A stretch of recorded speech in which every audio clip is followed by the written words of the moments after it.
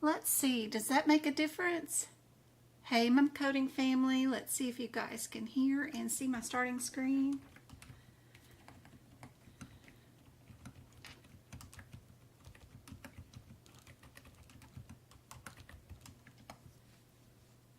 How's everybody doing? Happy Monday. I can't believe it's already 4 o'clock. The sun's going down now.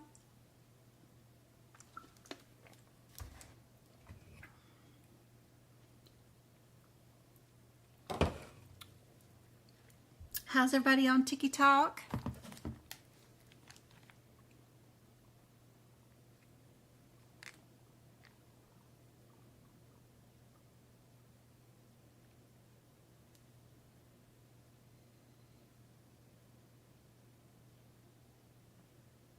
Good to see you guys.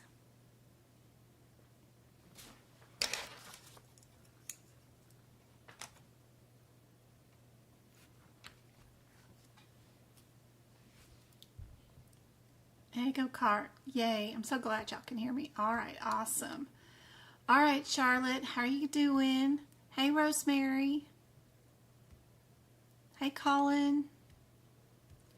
Y'all let me know in chat where you're typing from, like Texas or Florida, and also let me know if you have a medical coding exam scheduled, like if you're going to take your CPC on December 14th or something. Let me know.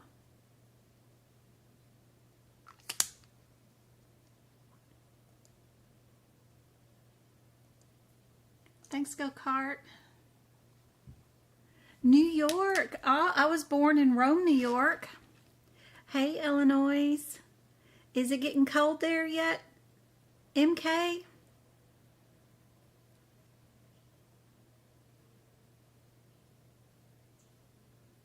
Georgia, no scheduled yet. Hey, Texas. Good to see you guys. It is getting cold there already. Goodness. My grandparents used to live in Champaign,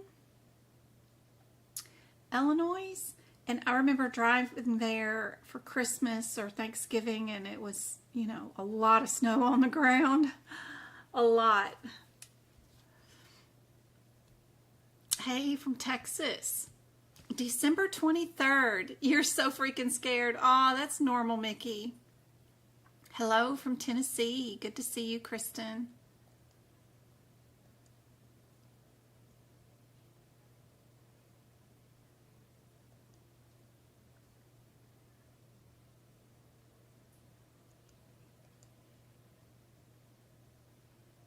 Let's give out some of those YouTube memberships before I forget. Mandy, Elisa, Dazed, Hey Mommy, and Marilyn just won YouTube memberships. You guys will have access to all of the exclusive content on my YouTube channel. There are a ton of workshop videos.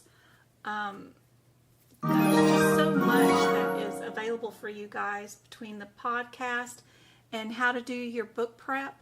In every single chapter and every single book, there's at least something in there showing you how to get started with your book prep videos, all included in that YouTube membership. So I hope those memberships help you out. You're taking yours tomorrow, Jennifer. Oh my goodness. Let's see if we can't get you some cool information that will help you out tomorrow. Let's see. I got my cameras all set up in the wrong spots. Plug up this thing real quick. That's the cell phone for TikTok, and let's move that over for any videos or anything that we might do with the book notes and stuff. And for those that are paying for the YouTube membership, there's quite a few of you guys that have been paying for 2 years in a row. I mean, just nonstop. The $4.99 a month for the YouTube membership. So I just wanted to say thank you guys for your support for the channel and the content that I create. Thank you so much, guys. I appreciate it. So if we had patient in the ER, what 3 elements of the E&M codes in the emergency room department setting not have?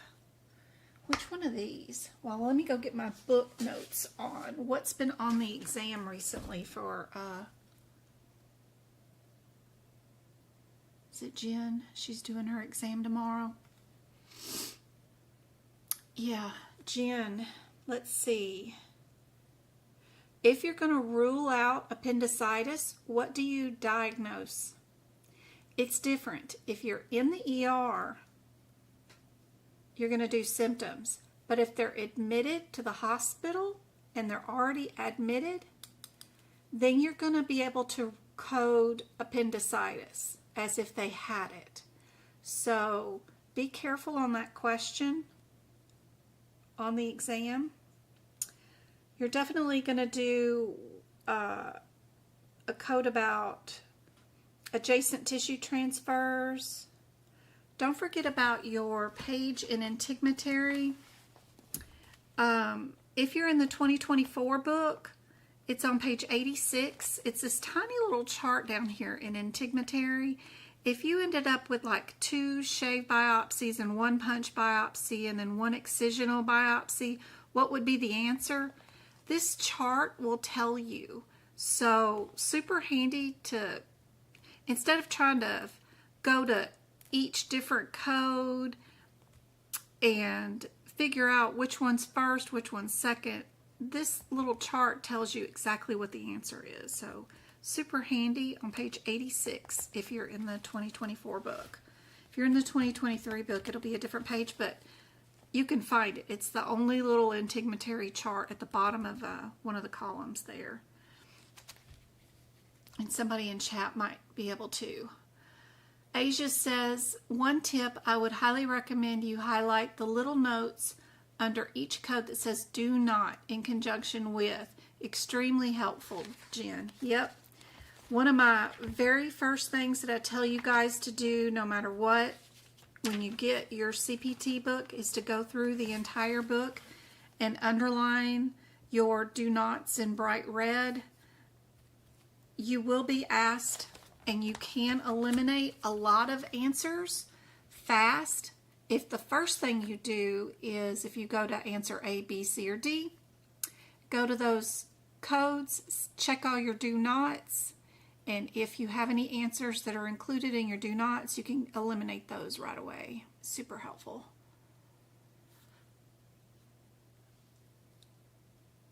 The difference between a lobectomy and a thyroidectomy.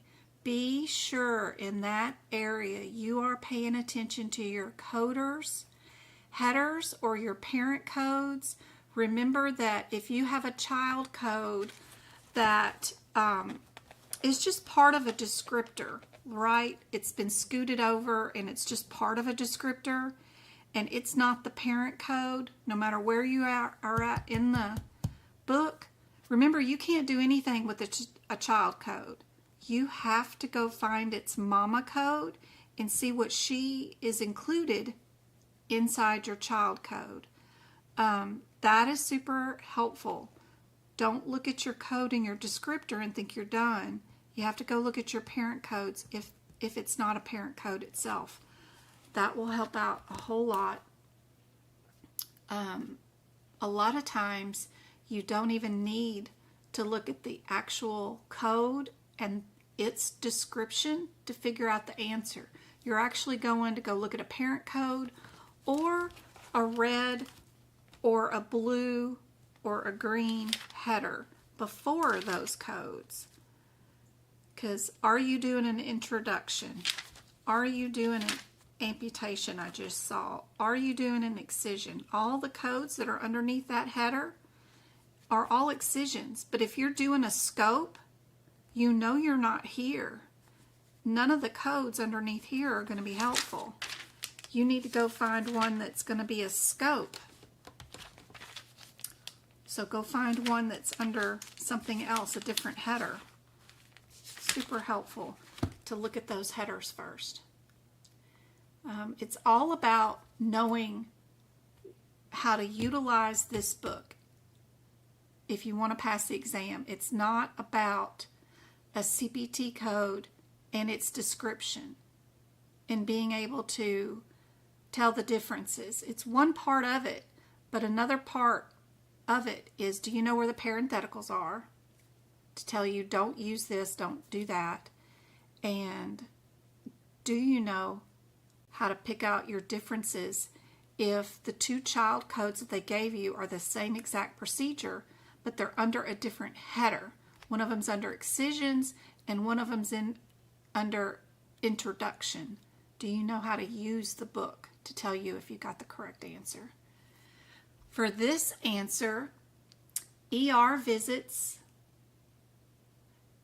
do have time. B is not the correct answer. Remember, you guys are looking for an incorrect answer because it is asking you for which one does it not have. Be very careful. On this exam, they love to ask you that type of question. Which one of these is not? So then you're looking for an incorrect answer, and it's very difficult to look for an incorrect answer because you're trained in human nature to look for a correct answer. Which one does emergency room departments do not care about? I still don't see a correct answer in chat. No one's getting this one right. Ooh. Hey there, Joanna. Good to see you. It's frigid in Illinois. Thank you so much for all the shares and the taps. I already have 3,000 taps. On TikTok, I got 21 of you guys on, working away hard. What have we got going on YouTube? We have 16 likes and 28 people on YouTube.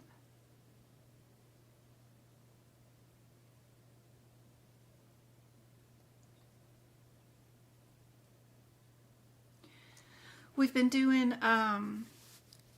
we did our very first Sunday Zoom meeting on Practicode yesterday. Insane. Very difficult. Will drive you nuts. I'm still trying to learn how best to help you guys process those Practicode, but if anybody has already purchased Practicode and is doing Practicode, we are getting together on Sundays and we're doing a Zoom meeting on those. And you can book to join in on those on my website under tutoring if you want to. Another thing, Jen, that will be on the exam tomorrow is, where is an adrenal gland? Do you know how to locate it? Where would you find the answer to that question? Also, which type of arteries or veins are coronary? Which type might be something else? Do you know where to find those answers? A lot of that kind of stuff is mixed in with definitions somewhere else. I think I remember, like, throughout this book you'll have a bunch of codes, and then all of a sudden it'll give you a bunch of definitions. Like the definition here that I just kind of stopped at was attended surveillance, electrography, rhythm elements. What is a long-term continuous recorder? Anytime they stop and give you a bunch of definitions, you might want to, I need to come up with like some tabs that are pre-printed that are just a list of tabs of things that I want you guys to know where they're located. Like this page is all of the definitions of what is a dual lead, what's a single lead, what kind of devices there are and their definitions. That is super helpful. They also have a list of different coronary arteries, or what was the other word? Which types are coronary branches? That page in the 2024 book is page 779. This page is super helpful to have just a little tab at the top of your book so that you can find it. This lists out a whole list of all the different branches, but it also tells you down at the bottom, way down there at the bottom, a list of which ones are the major arteries. So there's a difference between the branches and the arteries. Do you know those differences? Do you know how to find it in your books? In the middle of a 160-second per question exam, be sure to tab that page. That is super helpful to be able to find. Let me see if I can't get this thing to come back on camera. There we go. So that is helpful to know where that page is, 779 for your exam. Don't forget about your appendixes, like when they ask you which one of these codes is pending FDA approval.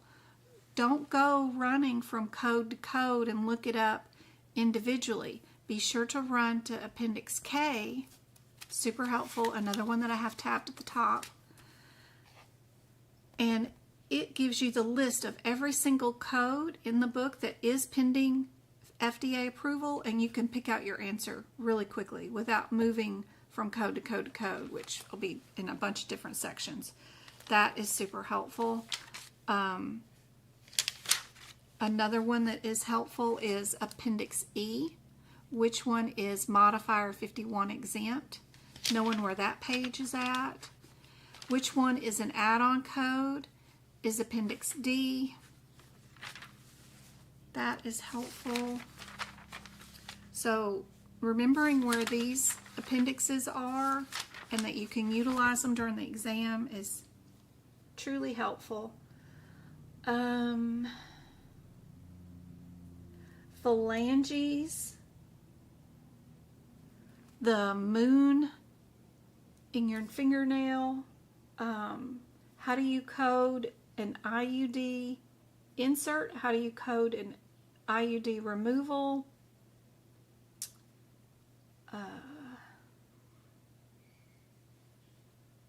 the pairing of corns, if you were pairing off some corns on somebody's foot, how would you code that?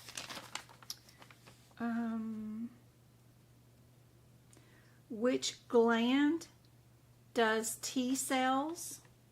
Where would you find the answer to that? That's in your ICD-10 book.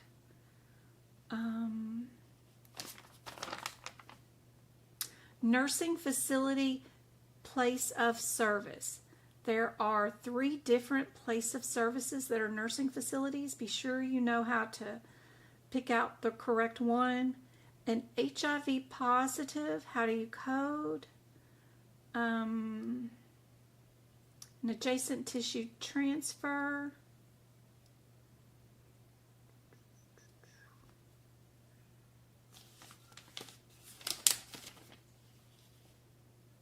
Intersex surgery, a female to a male.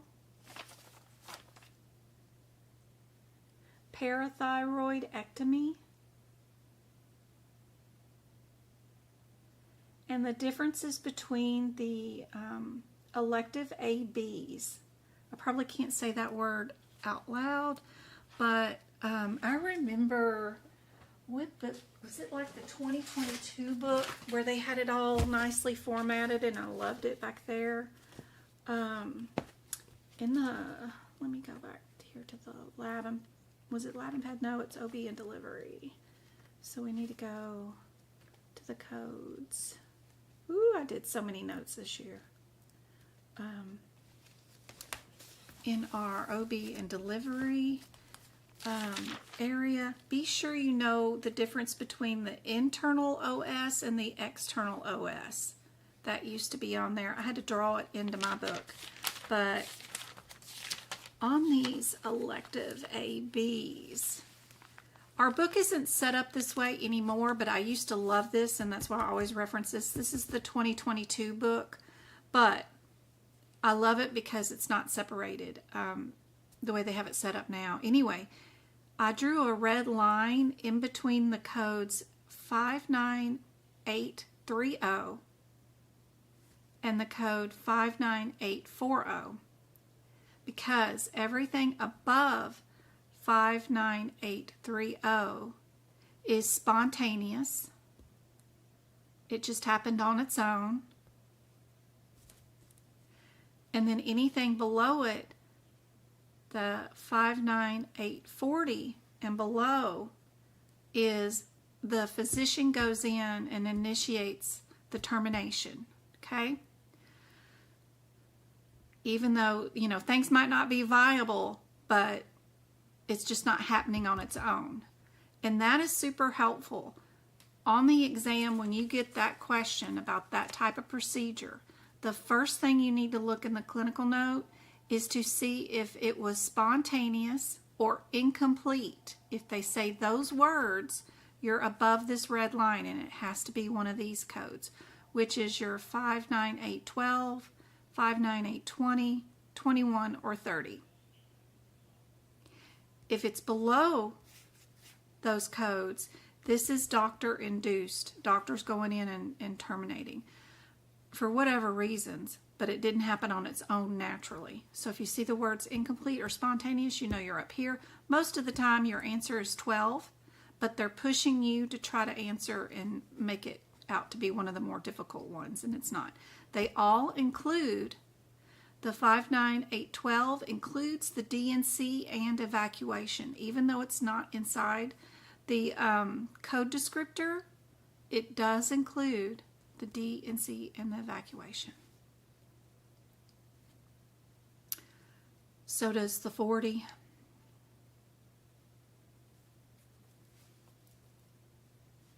So that is helpful to have. I wished our CPT codes were still set up the way they were in 2022 because this made it easier.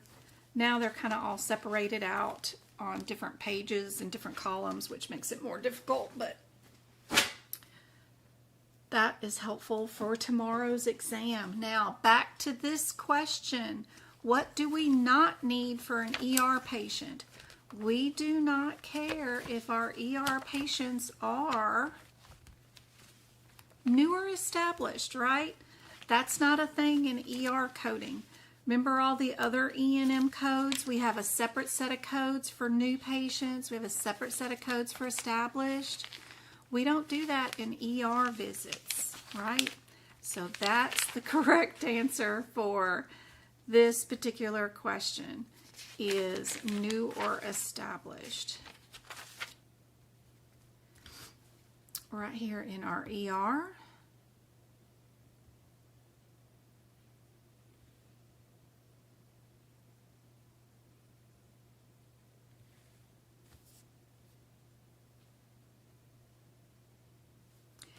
Our guideline on that one, on the very first paragraph, the last sentence of every paragraph is usually the most important sentence.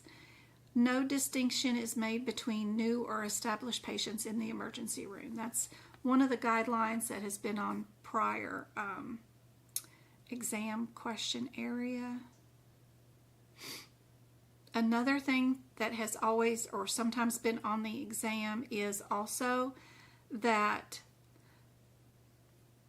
the last sentence in the second paragraph where it says unscheduled immediate medical attention, that also is an indication that we are under the emergency room department, is those two keywords, unscheduled or immediate.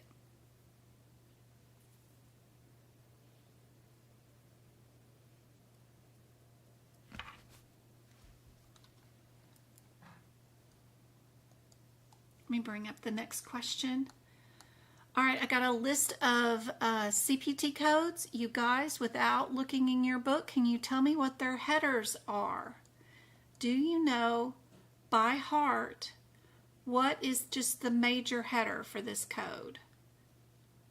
If you don't, it does help a whole lot to know some of the headers, at least in the first part of the book. I don't mean you have to know the whole entire thing, but knowing the headers for your new and established patients, your consultations, your hospitalizations, your admit, your observations, your consultations, and your wellness exams is super helpful. If you build your own flashcards or you purchase mine for $10, whatever you want to do, but knowing how to get to them, it's super helpful. Your pediatric critical care codes are also key to know how to get to those codes, be able to find those codes, your standby services. When I do tutoring with people, even last week, we did tutoring every day last week.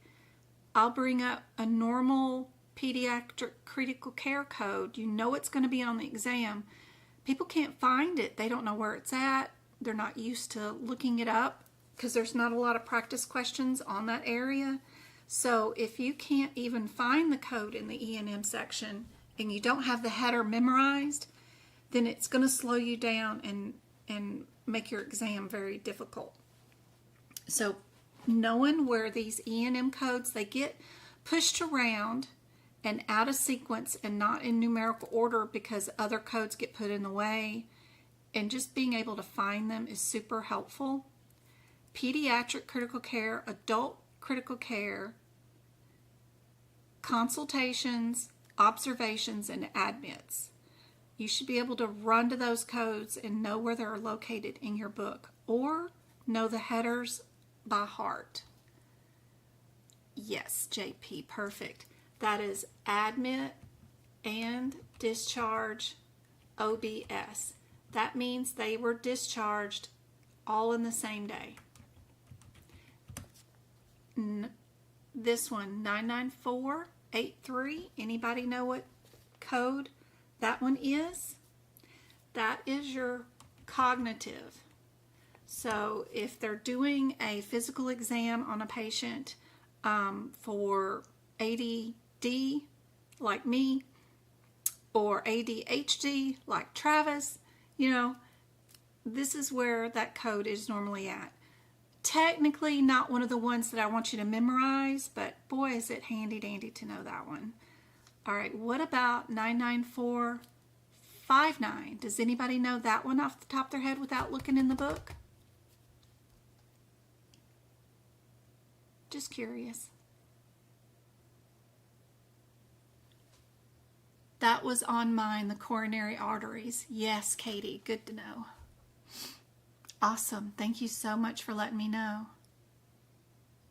To get Practicode, do I have to be certified? No. AAPC will sell you anything you want. I reached out to my local chapter and filled out the request for hardship for the extra exam attempts. My local chapter member said they don't have anything to do with that and they can't help. That's technically not what happens, Katie. If you go to the grant application and as you're filling it out, it does say that the chapters are given money, blah, blah, blah, and do help out with that.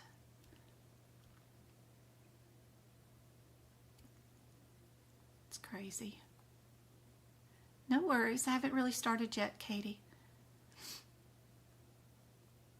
Hey, Patrice. Good to see you, my Texas friend.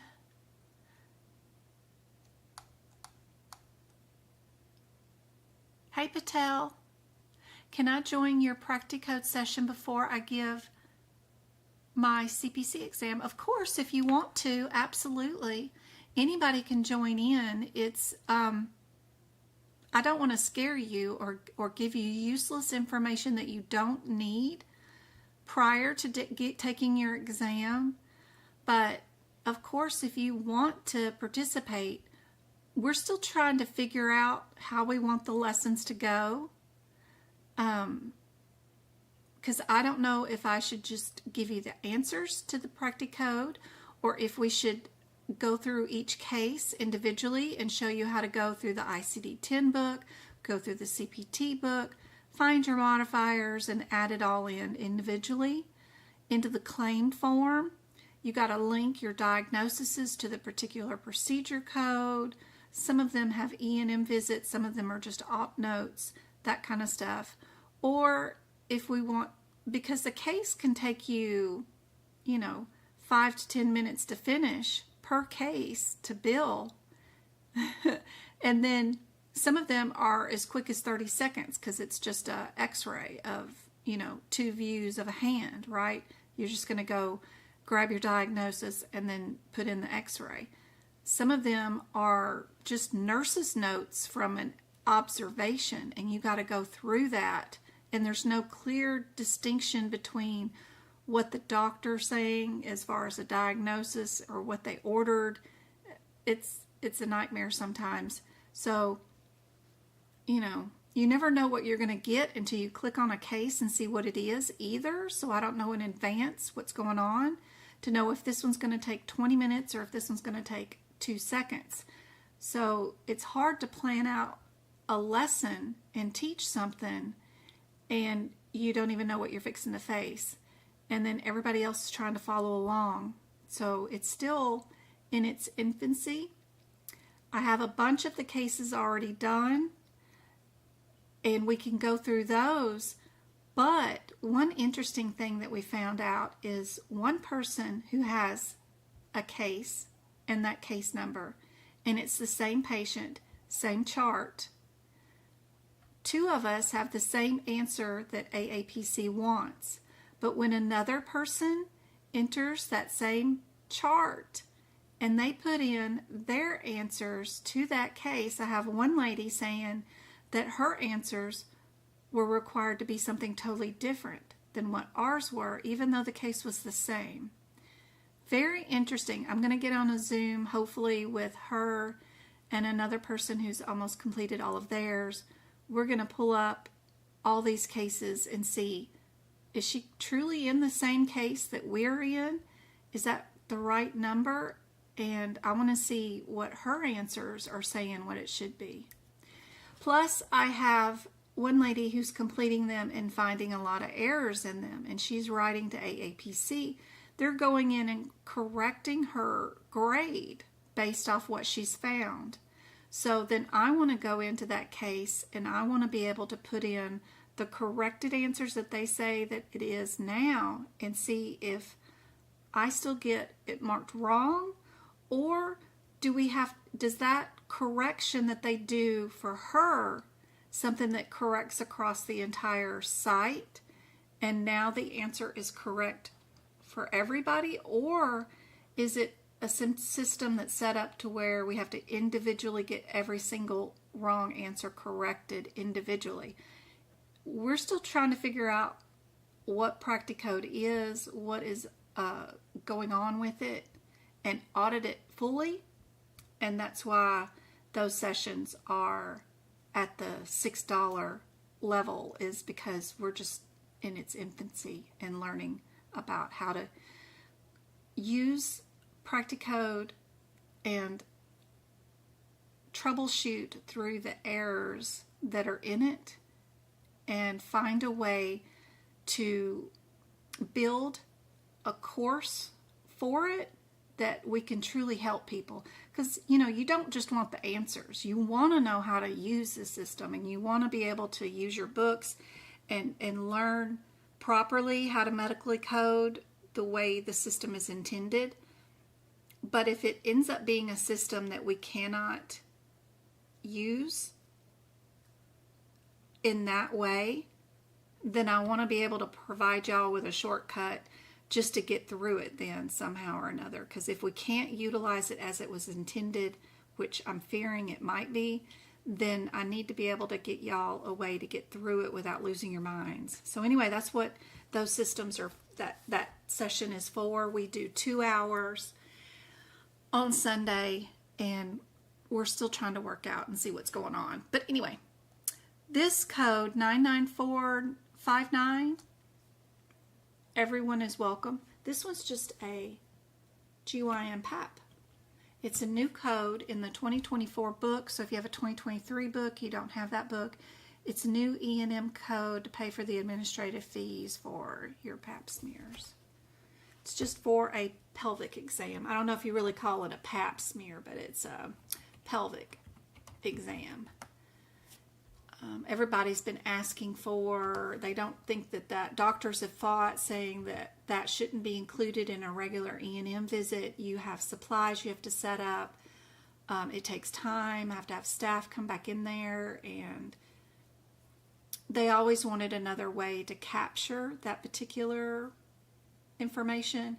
Probably not something that will be paid for by health plans, but they wanted a code to be able to capture that information, that they did that particular part of a visit, including in an irregular office visit. So it's more of an administrative key code, but it is in the E&M section, and it is meant to be used along with a regular office visit code.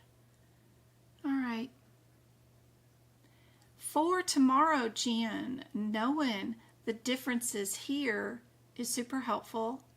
The X's are just placeholders because this whole set of codes that are in the 594 area are under the same header. So no matter what last 2 digits there are, it's all under the same header. So this is just meant to not confuse you, but meant to say all the codes that start out with the first 3 digits of 595 are under one header. All of the codes that start out with 596 are under a different header. Same thing with 94. This question is just dealing with, do you happen to know where this OB patient would be coded under? Which header? Would it be 94, 95, or 96? Put your answer into chat. But everybody's welcome to join in on the Zoom call on Sunday if they want. Yeah, I can show you the code for the 59459 I don't think it's on the certification exam right now. It's the very last code in your E&M section.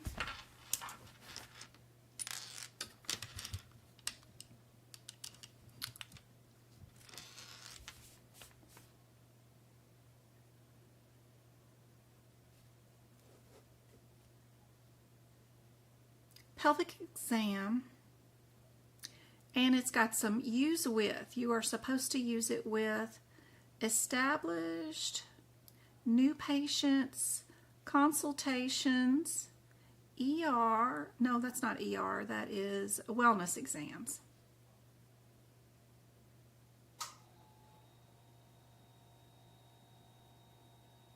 And not hospitalization consultations, just office visit consultations.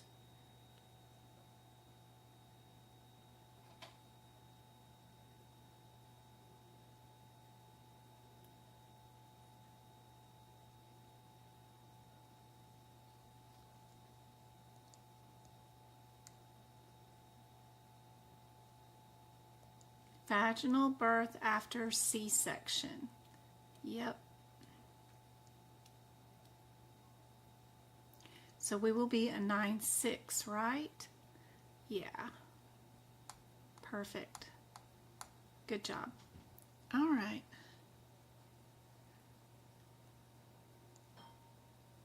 Move that over just a little bit. How's TikTok doing? Everybody doing okay over there on TikTok? Check on y'all's. How can we find remote jobs? You can go to, let me turn this so you guys can see the whole question. You guys can go to my Discord study group. or my website, and you will find, let me get to my Discord study group. My Discord study group, if you come here, I've got all these rooms inside my Discord study group. Each book, each certification has practice exam questions, but we also have some rooms that are for job resources. So right here I've got job assessments. So if they give you job, and sorry, you guys on YouTube can't see this, only the ones on TikTok can. If they give you a job exam, we post those in here. Job resources are right there under job resources, and anything that I find weekly, I'll post the job opening right here. Like Laurel Health, Legit Scripts has stuff. HIOSCAR.com is hiring a bunch of people. PaisleyHealth.com. Just a ton. I've been posting all the links in here if I have them, or just an entire list of all the companies that are hiring. WakeMed.org, mHealth, Coro Health, Wellstar, GEBBS, McKesson, R1, RCM, Weller, Priority Health, Cleveland Clinic, Ahima even has some CPC or CCS positions open, Norwood. There's just a ton of them. Also on my website, if you do go to my website, medicalcodingbyjen.com, this is what my website will look like on your device. When you get there, just click on the menu tab, click on the blog tab, totally free for you guys. There is a ton of blogs about how to get a job, what search engines or search terms do I use. This is all totally free for you guys. They'll have a list of companies that are hiring and a list of suggestions on how you find a job, all written out with all kinds of information for you guys for free. When you go to the menu, if you want to join the Discord group, just go to the social media tab. Social media tab will pop up, and to join our Discord study group, just click that join now right there. Super easy. Website's totally free. Tons of information for you guys to look at and go to. All right. Let's work on this question. How soon after a service is provided to a patient should provider complete the documentation? Is it within 24 hours, 7 days, blah, blah, blah? Anybody know the answer to that one? Oh, Val, what did she say? She took her exam today and she passed. Thank you so much.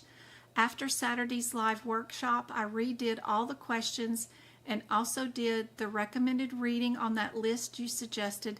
Thank you. Awesome. Were any of the questions that I went over on the exam?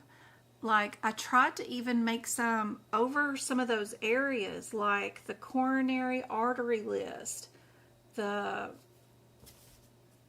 good gracious,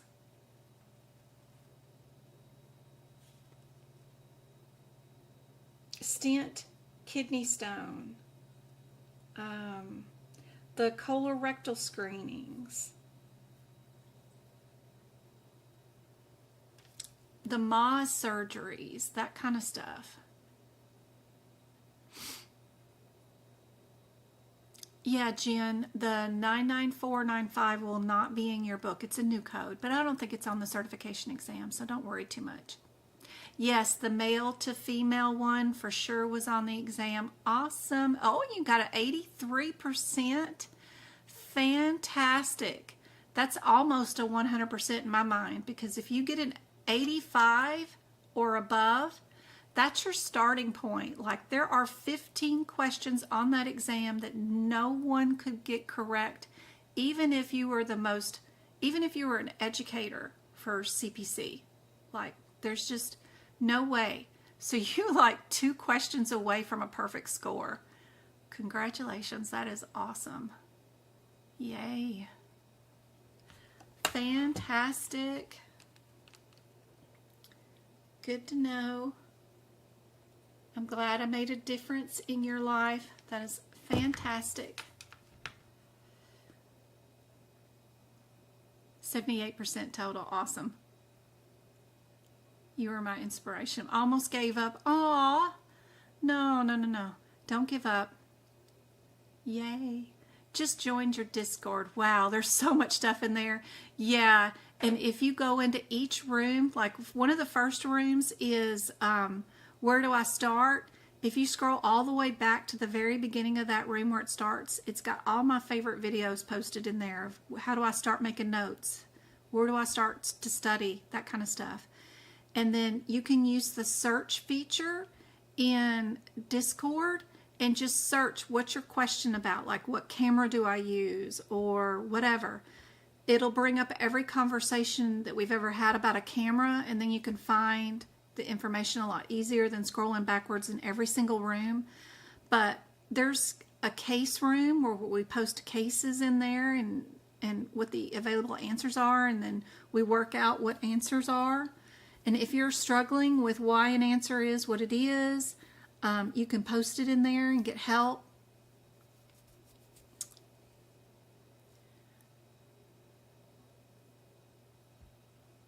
Aw, Katie says she's at definite give up stage 2. I have Discord and I will definitely scan even. Yep, for the job sites. Yeah, some of those are really good. LabCorp was hiring last week. No interview process and no phones either. It's just text messaging back answers to clients. And you could start working at LabCorp, remote from home. Great, you know, just anything that you can go in and get somewhere first and get your feet in the door and start practicing and playing around with medicine and the medical field and working remote. Heck yeah. I literally just wondering about the colored lines in your books, and I see where to find them. Thank you. Awesome. Awesome, Nikki. Yes, that Discord is full of 3 years worth of information all posted in there. The answer to this one is A, as soon as possible, of course.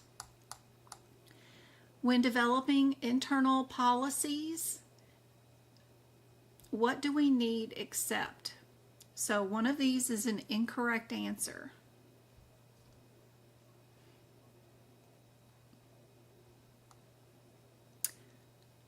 That's so awesome, Val. That's great. You're going to have on the exam tomorrow, Jen, some sort of mental health issue with somebody, counseling, they lost their sister. That question's usually on the exam. Usually a drug overdose or underdose. Anytime you're doing a drug screening and you're seeing what drugs they're on and they came back positive for like meth or something, do not pick an answer that has a ×2 in it. You are not allowed to multiply or repeat those tests multiple times with just a ×2. If you repeat the drug screen, it's just all in the one code. That'll help you out a whole bunch on that particular question. I have a clinical PT for 26 years. Awesome.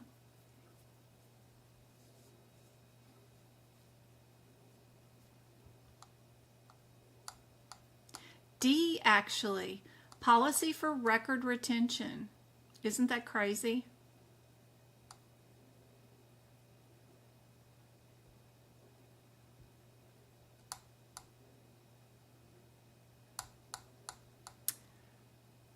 Which of the following does not meet the definition of medical necessity? This question might be on the CPC exam. They love asking about medical necessity. One way or another, it's just rewritten in a different format, but Something like this might be on the exam.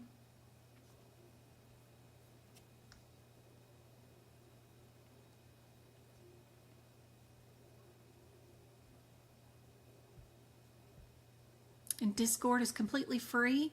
I know a lot of TikTokers or streamers or people that create content, they charge for their Discord groups. I saw one guy who was charging $49 a month, and he had like 1 million people in his Discord group too that were signed up for it. That's a lot of money, $50 a month, but he had some cool content. It was about secret shopping, like at Walmart, you know, to find hidden clearance items. I like to do that kind of stuff because it's like scavenger hunting sometimes too, so it's fun. But if you want the barcode and you want to go find it, you got to pay him $59 a month. I'm like, oh my gosh, that's a lot. I just follow some of the Facebook groups, and people will post in there what they found on clearance that wasn't marked.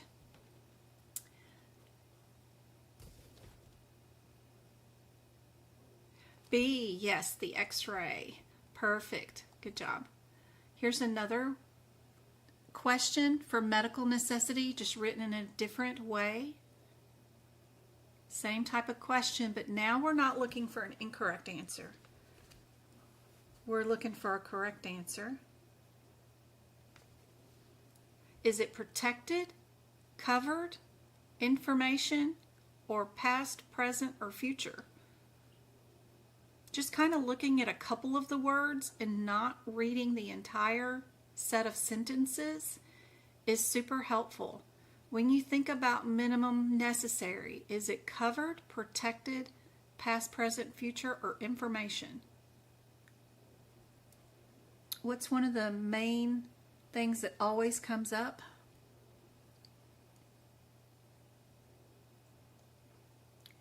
We have 22 likes on YouTube. Thank you so much, guys.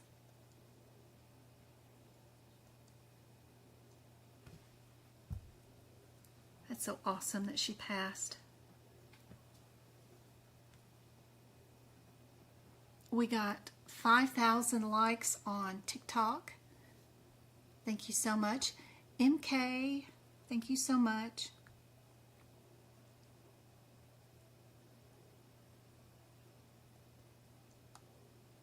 This one's covered. Covered entities. They're always, whenever you see the word medical necessity, look for the word covered, because a lot of times they love that particular answer for some reason.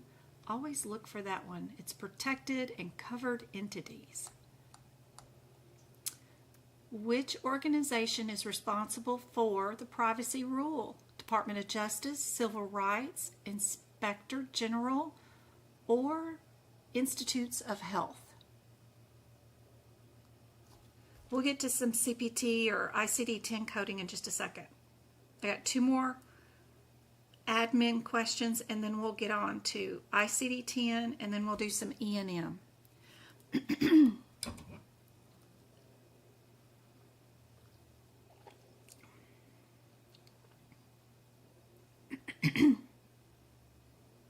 We're enforcing standards within the privacy rule.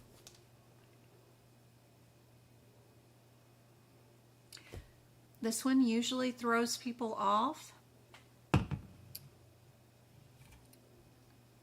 Good job, Lexi. Civil rights. Isn't that weird? You wouldn't think it would be civil rights, right? But, yeah. Everybody thinks it's OIG. I would have gotten that one wrong, 100%. First time I ever saw it, too. All right. What is not? So we're looking for an incorrect answer. The purpose of documentation, patient services, reimbursement, records, clinical research, quality of care. What is not the purpose of documentation?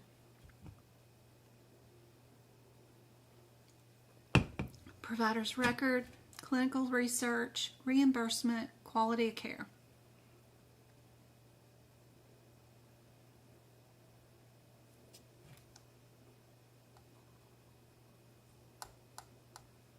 Provider's record. You know they're all about the money with the reimbursement. The purpose for documentation is reimbursement here in the United States, of course, medical necessity support, quality of care, clinical research, because we're practicing physicians. The whole healthcare system is set up as a practice, right? Practice medical group. We're all practicing, so it's all part of research. Nothing is set in stone. And then outcome management.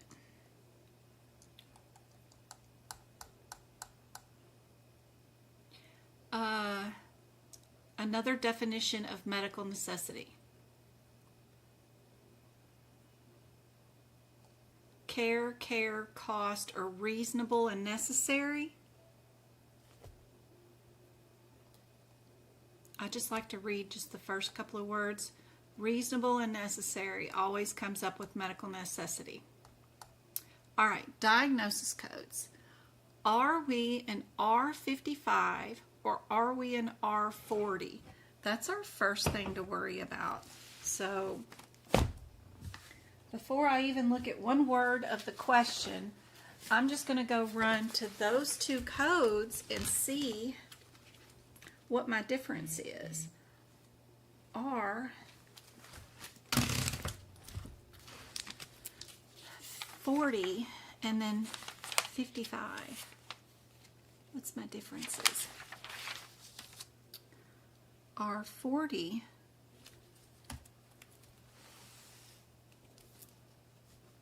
and then our R55.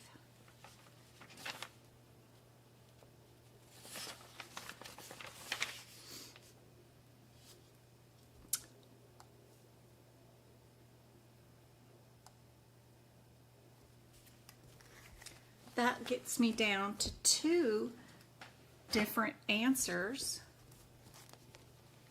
right? That'll get me down. We'll get rid of C and D. We'll keep just A and B. Then it's just a difference of, are we plain old hypertension or are we a fancy hypertension? Because I know that the I-10 always starts out with hypertension, and then they get fancy with, I don't know, congestive heart failure, whatever. They go on and on and on. So what do you think the answer is with this one? And just knowing what I-10 is super helpful. I need to start me a memorization page, like, okay. Know these E&M codes, know this ICD-10 code. I-10 is helpful.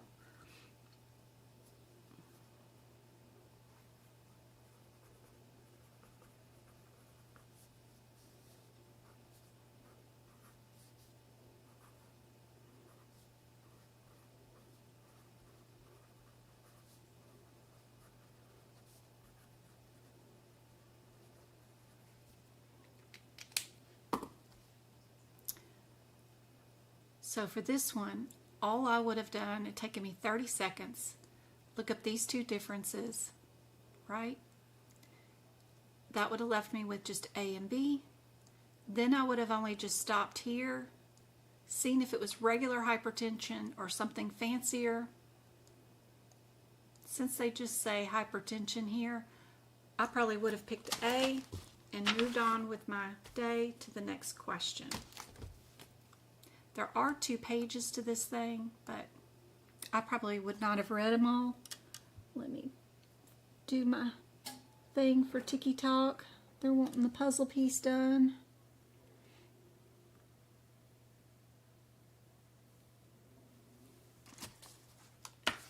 See if I did it in time. Or are they gonna, let's see, where's the puzzle piece?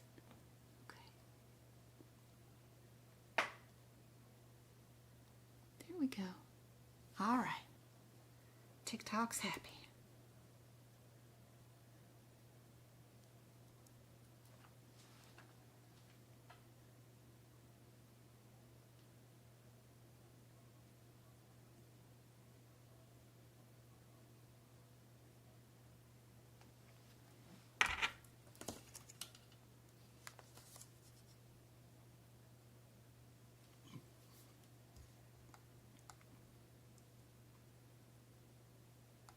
What does everybody else think the answer is?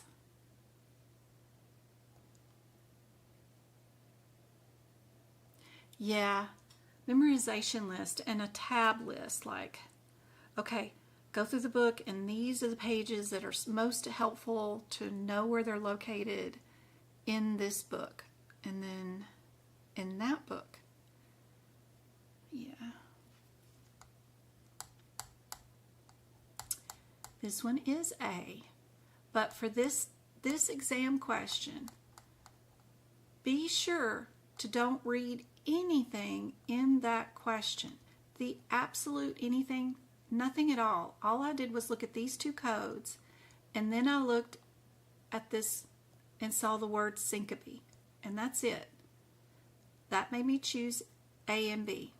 Then I noticed hypertension and then something fancy in hypertension. I just read the word hypertension right here with elevated blood pressure. Who cares? I didn't look anywhere else in the chart. I picked my A and moved on to my next question. I didn't look at anything. I didn't look about nothing else. That was it. I only looked at two words and I picked my answer for that question and moved on. If you dive deep into this, in these questions, and try to prove yourself as a fancy coder, you're just going to get lost in the documentation, which is full of propaganda meant to confuse you. So try not to.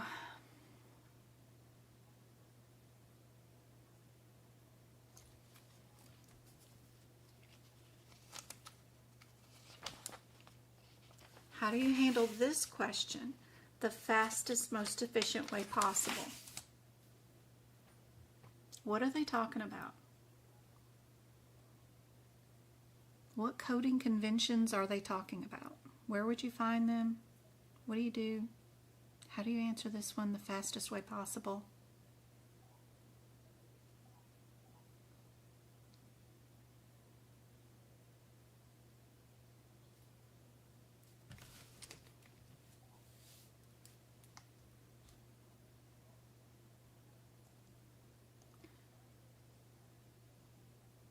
First thing is you kind of get a little good at raking.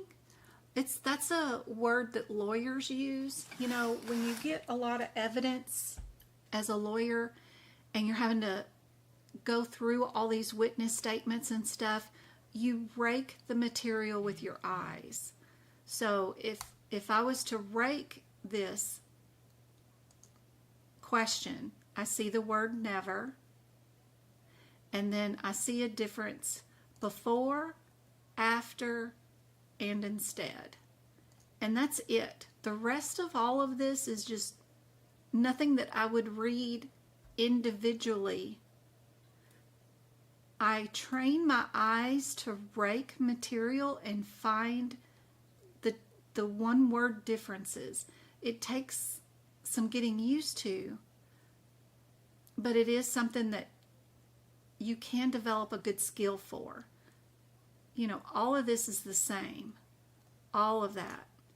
And you want to train your eyes not to look or read those words and get your brain to learn how to ignore them and only notice the one-word differences. Maybe it's just my brain anyway, but I can do that. And it's like these words are a different color. I don't know. But it comes with training. I hear that lawyers can do it too. They can rake lots of material and they'll see inconsistencies and stuff. And so learn how to rake material. I bet somebody's got some TikToks on it, on how to do that. What do you guys think the answer would be for this one?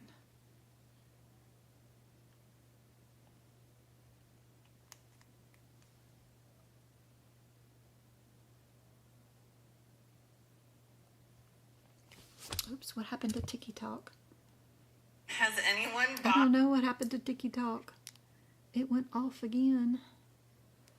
Resume your live. Yes, resume my live. There we go. I don't know what happened to TikTok, but we're back. There we go.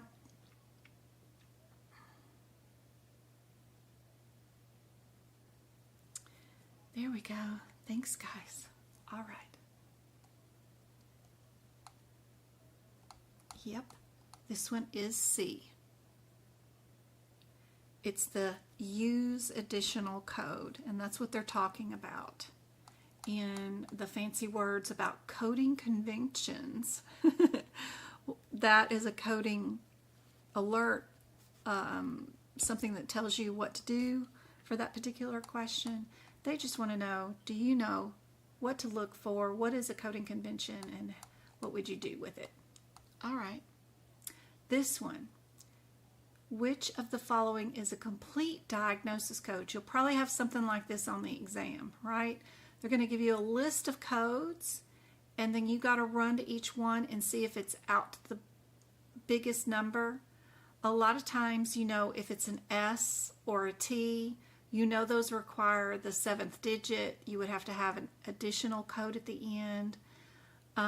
Sometimes it's a tricky one and it's the smallest of the two, so I might run to the K30 just to see if that's complete and is a complete code, or do the 9s need a 1 after them or whatever. But you just have to kind of start at the top and work your way down, or if you've worked in a lot of diagnosis codes, you might know this one off the top of your head. But just one of those. Some of the questions are just going to be time eaters, and they're going to eat your time no matter what. So just don't panic and just get started.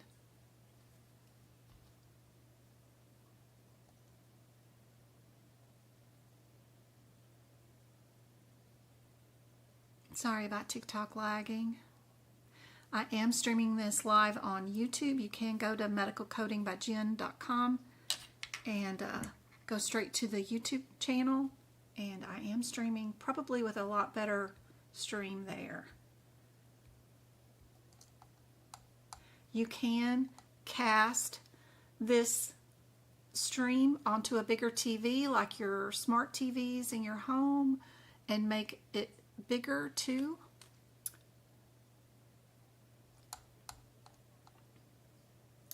Which of the following conditions is not included in D68.2?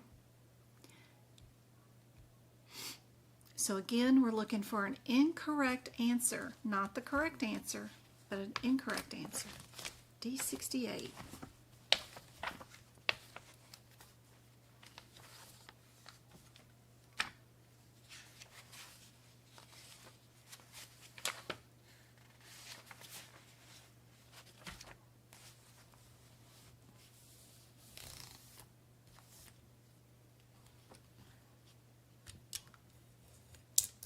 So it's got a list of stuff.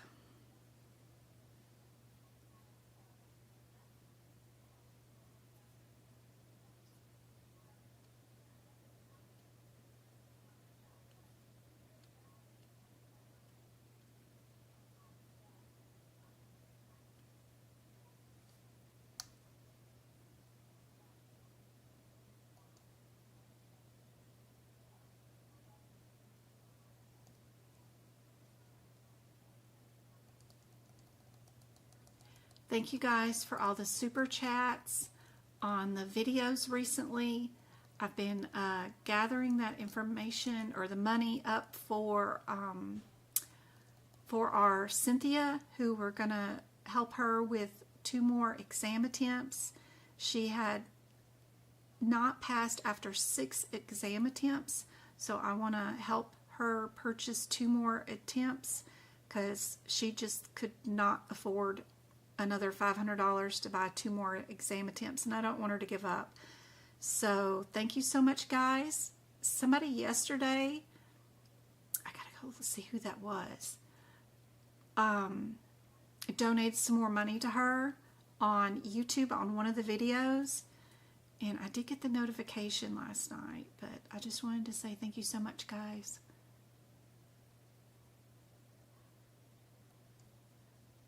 We are working to get her more books and get her membership paid for too for another year. Let me see, where is that at?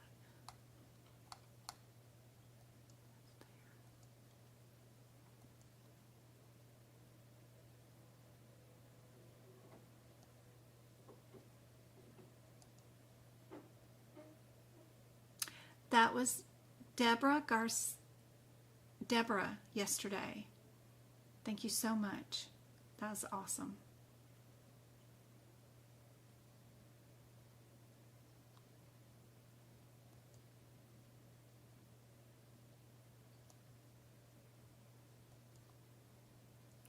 After your first 2 attempts, do you still have to buy them 2 at a time? No, you can buy 1 more at a time. It's only $100 less. It's like $3.99 instead of $4.99. If you pay the extra $100, you get 2 more attempts, 2 attempts instead of 1. So it's $3.99 for 1 attempt. But if you don't pass, then you got to pay another $3.99 for 1 more attempt. So that's why everybody buys the $4.99, which is $500, you know, with tax and all. So, but you get 2 attempts for $250 instead of 1 attempt at $400. So it's expensive, but it is what it is. Nothing we can do about it.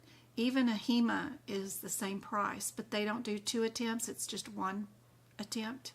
And then if you don't pass, you got to wait 90 days and take it again.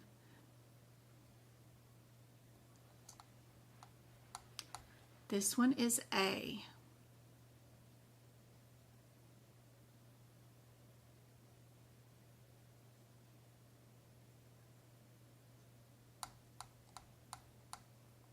All right.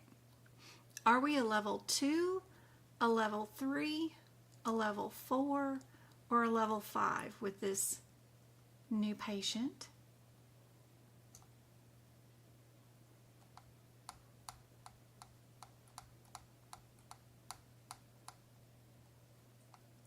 So we have a chronic hernia.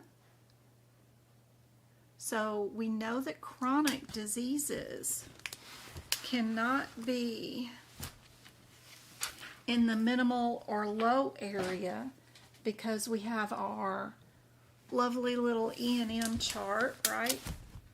Page 10 or whatever that is.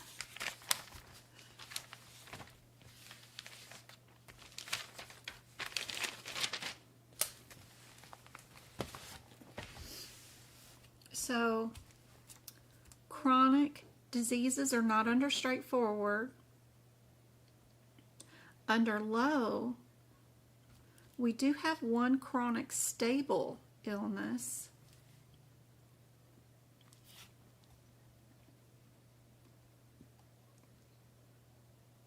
But if we are going to go and do a decision for surgery, then we know that they are not stable with that 1 chronic, right? Under our moderate, we have a chronic with exasperation. We also have a decision for surgery right here underneath our moderate.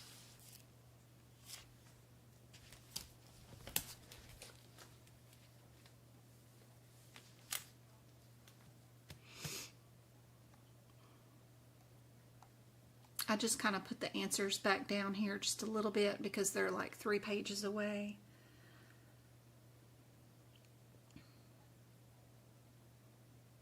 What answer do you guys think it would be? You have to have all of them match. Your problem list, your risk level, and your data all have to match to be able to bill a certain level. You have to have all three have to match for a new patient.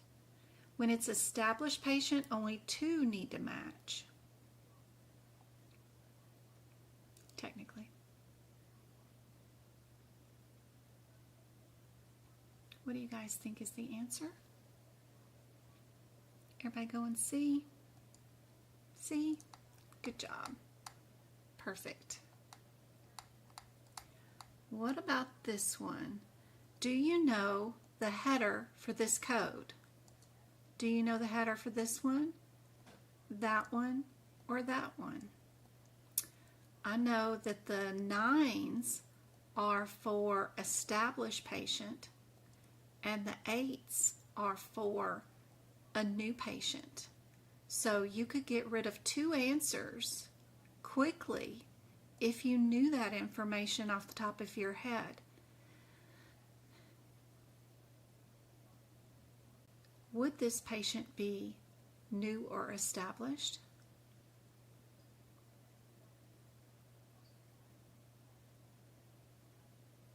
And then you just need to pick out the correct code based off of age. Indeed, they are new. So we'll keep the 8s. And then you just got to figure out where the 2-year-old would be. And that would be hard to memorize, all the ages to all those codes. So I'd have to run to it to see. Unless you had them listed somewhere else.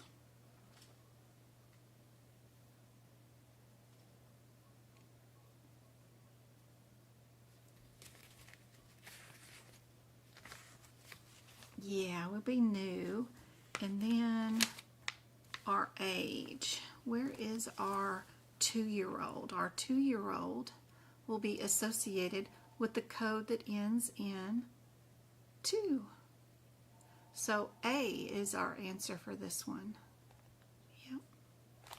Just knowing the header is super helpful.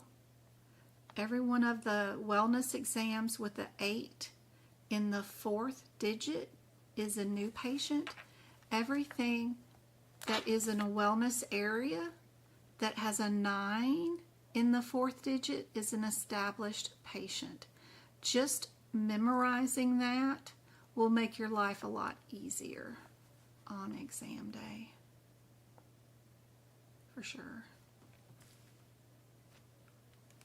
Important guideline.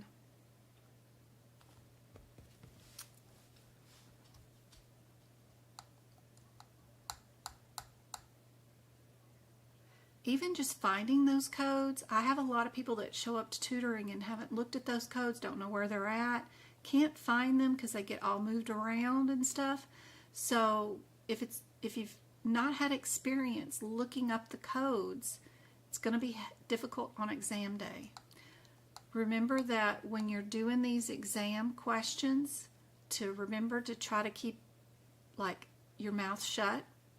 Put some of that fancy new tape that women are doing on TikTok. You know, they're taping their mouth shut so they, I don't know what it does.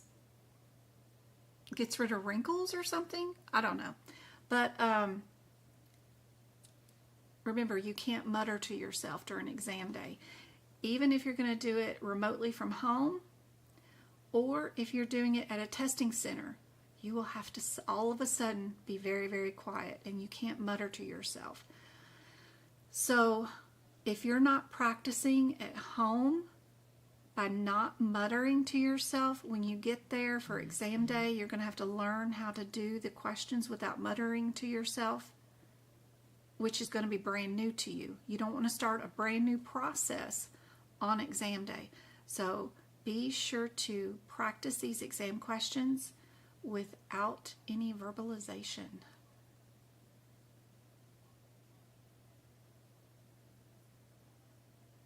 Now when you tutor with me, I need to know what's going on in your head, and you got to tell me. What are you doing? Where are you going? What's your thought process? But when you are practicing at home, be sure to attempt these without any verbalization at all.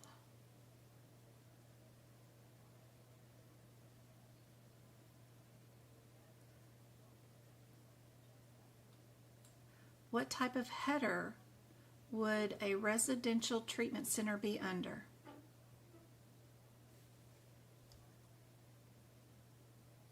I think this question is on the exam, but it's written differently. But it's here. It's this question.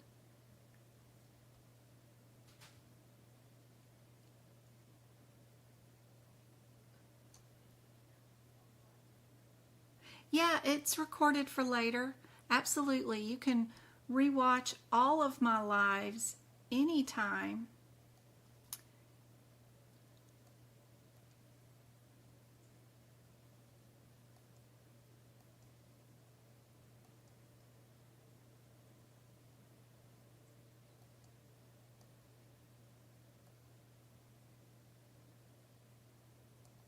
So let's see. Can I add a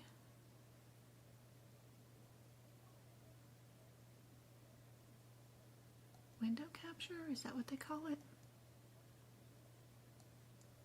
So yeah, if you're on my YouTube channel, this is where it'll take you. It'll let you know where when my next free live lessons are too, if you scooch down just a little bit. But this is the home tab. If you click over to the live tab, that'll show you all my previous free live lessons. They're all here, and they're all dated with the date in the header so that you guys know when it was recorded. If I remember what I went over, I'll come in here and add it. Like this one right here, we did E&M, lab, path, and cardio and integumentary that day. I'll come over here and edit the header after the live and let you know what we went over. If you want to do shorts, you can click on the short tab right there. And these are just practice exam questions that are on shorts. So if you want to do one question at a time, that's a whole collection of videos there. If you want to listen to the podcast, I have two of them. One of them where I'm reading out the E&M guidelines, sentence by sentence, and then telling you what it means. And then this is the ICD-10 guidelines. Reading them out, telling you what it means. Here's some examples, answering your questions about them, that kind of stuff. That's helpful. You can go to the playlist header, and then it'll give you a bunch of playlists. So if you want to do just book prep videos, you can click on view full playlist right there, and then that way you get the full list where you can look. There's anesthesia book prep, there's respiratory book prep, where you can just click in and only do the notes that you want to do right now today. Here we're fixing the sequencing. Here's lab and path notes where we're going code from code and doing that kind of stuff. So when you click on and you look at the playlist, don't click on the video that's showing. Go down to the bottom and click on the sentence that says view full playlist. That way you can see all the videos in that playlist and pick out which one you want to do.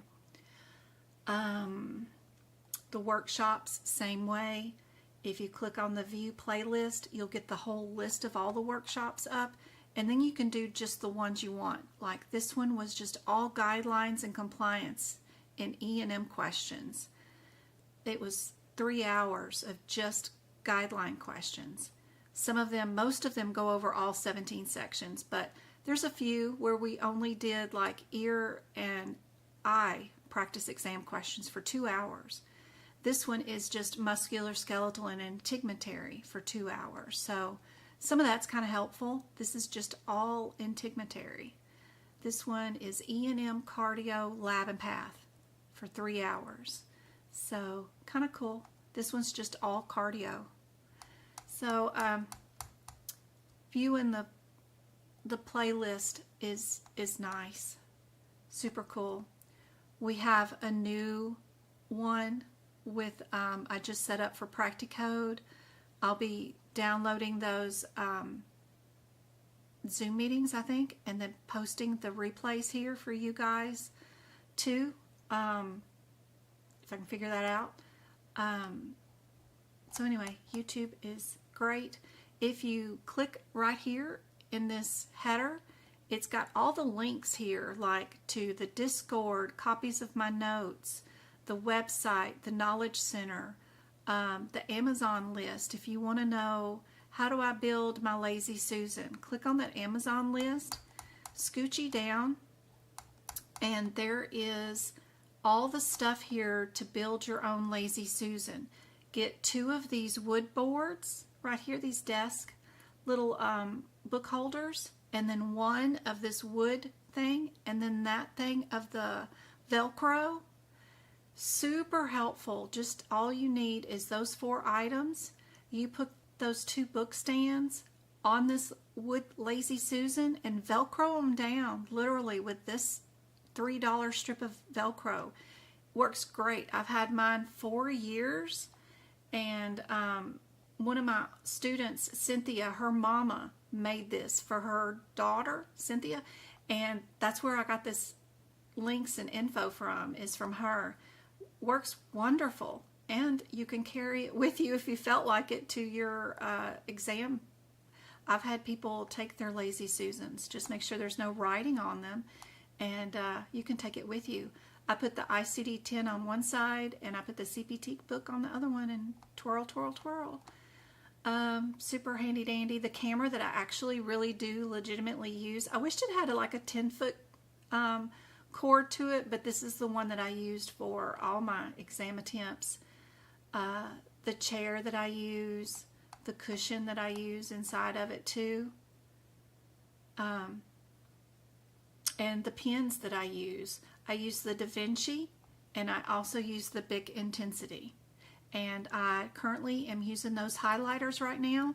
The ones that are raised too, that's great, because if I put the highlight over something that I didn't want it to highlight right over that particular sentence or the line or that letter, then I can erase what I did. And it doesn't stain or anything, so it's great. I love those. But this is actual real stuff that I actually have in my house. This stuff works better than anything you can buy at the Dawn dish soap. It's the best Dawn dish soap that I've ever used. It's better than the name brand stuff. It works great. Love it. And that's my actual desk right there, the L-shaped one. The batteries I use. I used the camping folding one for 2 years, and it's adjustable where you can move it to where it stands and it sits. I used that for 2 years before I could save up enough money to buy the electric version of it, and totally used the camping one forever. This one you can change from L shape to square, so love it, love it. And of course I got my little bike right there that I use. And I use the silent mouse and the silent keyboard. That keyboard, the purple one with the purple mouse, they're silent so that you don't hear me clicking. What you're hearing me right now is a ring clicking against my mouse. But that's not the mouse. It doesn't make any sound. I love it because I get so sick and tired of the clicky noise. And I legitimately use that Metacube thing. It's wonderful. James got the hand warmers, and I've been using them on my desk. And I've got the little printer that prints out the little stickers. So cool. I've got some new clear ones coming in with the clear printer paper with the sticker on the back. So it's going to be printing clear sticky notes. And I do use those zip ties to tie up my bookends so that they don't unravel. So everything here I totally use, but anyway, it's all in one location for you so that you can find it if you need it. Don't forget about the AAPC blog. You don't even need to be a member or signed into their website, and you can find all kinds of information here. You just go to that search center, and let's say you wanted to know about anything. I don't know. observation. How do you know when it's observation or not? Just type it in there, and then they have articles that they've written about observation codes, Q&As about it, and pretty cool. And then you can go and read even more articles about it. So if you ever have any problems or issues with codes, it's great. I love their Knowledge Center. It's wonderful. So, and if you're looking for more practice exam questions, by the way, you've already done A, B, C, or D practice questions. You can go right here to prepare for your exam.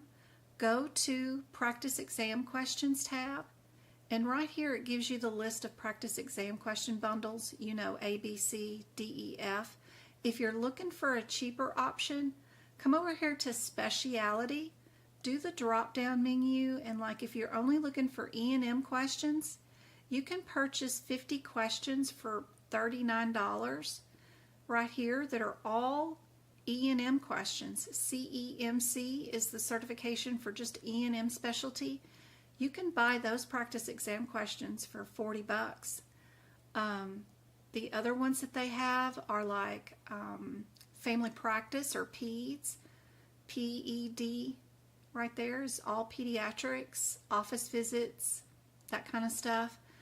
ED is for all ER visits, whatever might go on in the ER.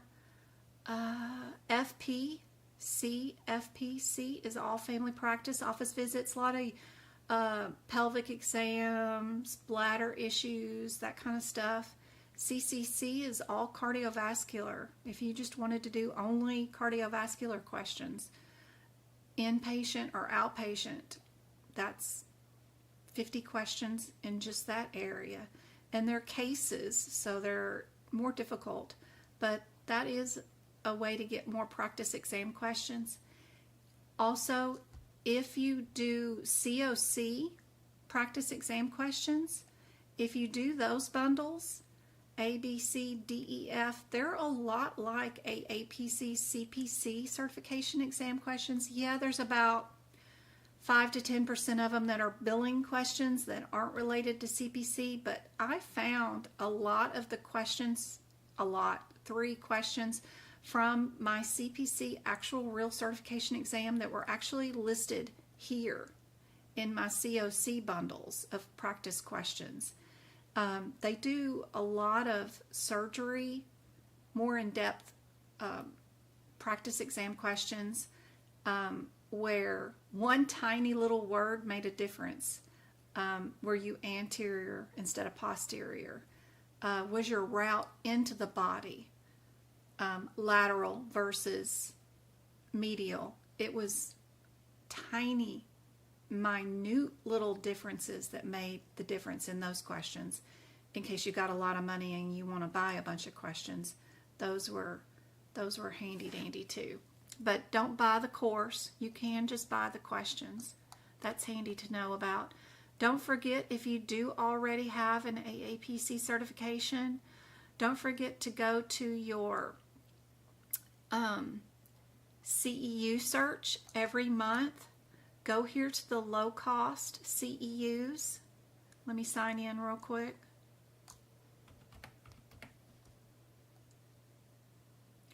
Because with this, you get 20 practice exam questions totally free every month for you to work on. So we go to the AAPC magazine. You can go back for 12 months. You can go to December of 2023. You can do this practice exam question set and play around with the rationale too, and do these questions every month. You get a new set. So don't forget to do these. I think I got to finish January's. I haven't done that one, I think, even for this year. I got to finish this one and get the CEU for it. Sometimes I'll just come through here and just mark all of them A, all of them B, all of them C, and then just hit grade if I'm not in the mood. And then if I get an answer, just switch it down. I already did that. I can't remember what the answer was. Do that. until you get it all correct. But they give you the answers, and don't do them and get the answers correct on all of them unless you already have your CPC. If you don't have your CPC yet, go do December's and go on and get it graded. But the rest of these, you want to save them for when you do pass, because you'll need the continuing education credit that you do get after you pass your CPC. But December's is fixing to go away forever, and you'll never see it again. So you might as well go on and get this copied and get these processed. You can highlight all the questions and then hit Control P and print this into a PDF form and save it on your desktop so that you can have these questions and answers saved and practice them for later on. But December's is fixing to go away, so be sure and get these copied and answered. And then that way you've got it done. This is January's for this year. But I haven't finished it yet. I don't need the CEUs because I got too many CEUs as it is. But don't forget, you can go in here and you don't have to leave 3 of the answers wrong or ungraded, and then do the rest of them. That way you've got the practice exam questions. They're totally free. They're in your membership, and you can get the rationales and everything, and they give them away every month for free. We can look at December's already for 2024. And these were the questions. They went over posterior nasal ablations, probably one of the questions on your exam. You can see I go through here and I just answered them all A. And then I'll go through and change the answers to B and see if B is right. When I'm not in a mood and I don't want to do them right now. I just want to see what the answer is. And see if the questions were worth any darn. You know, some of these are really not worth your time, but some of them are pretty good. Let's see, this one is a 20-minute audio communication. This is a brand new E&M question for 2025. These codes will not be in your 2024 book, so don't stress out. But I'll go through here and just change it if I'm not in a mood to do the questions, and just hit grade. No one's keeping score. No one cares if I fail this 52 times. Don't worry about that. No one's tracking you. And they'll let you repeat these as many times as you want. But don't forget, you've got this free service in here. And some of the questions might be handy dandy to know before you take your exam. Plus, it's good practice for you guys. So we know D is the answer for that one. But just leave 3 of them incorrect so that you don't complete your CEU, so you can save it for when you do pass your CEU. But the rationales are here, and you can set up to get the magazine mailed to you in person without having it be only available online. Where did I put my magazine? I have gotten one recently mailed to me. So if by chance you really love paper and you want the magazine mailed to you, let me close this off. Yes, if you want the AAPC mailed to you, to your home in paper form with the quiz, you know, it'll be inside of it too. You still can do the quiz online. But if you want a physical copy of the magazine, you have to go to your membership up here. You'll go to your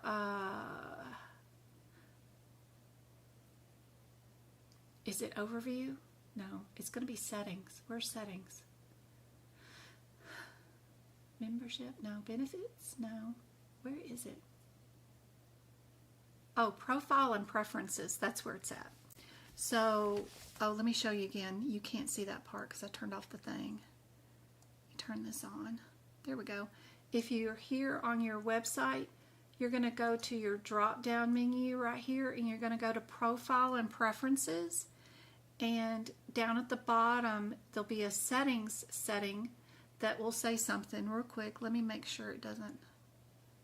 Let me go to preferences. Yeah. Okay. When you go there, you'll get all these little drop-down menus. Go down to the very bottom where it says mail and email preferences and uncheck this box right there that says AAPC magazine. It defaults when it creates your account to being checked. Uncheck it, and then they'll start mailing you the box, the magazine to your home so that you can thumb through it with your hands instead of it always being only online there underneath the CEU search, because otherwise it will be only right here where you have to download it or do the e-magazine. I found that this does not work. Like if I click on this, it doesn't do anything a lot of times. Of course it works today, but sometimes it may not work when that happens. I just right click on it and then copy the link and open it in incognito mode and paste it into a URL, and then it'll work. But just in case you ever wanted to get the magazine mailed to you at home, you can get it's mailed to you for free. So don't forget about those quizzes, because they do have quite a bit of practice exam questions. I mean, that's 20 every month, and you could come through here and practice with all of those questions too. Some of them are for CPMA questions. Some of them are COC questions, but still a lot of them do have CPT codes in them or E&M, and they're all here free, just waiting on you to practice and play with them. So don't forget about all of these, because they're all here too for you guys. And it's good practice. Just leave them with some incorrect answers like I do, so you can save them in case you need those CEUs later on. All right. What time is it?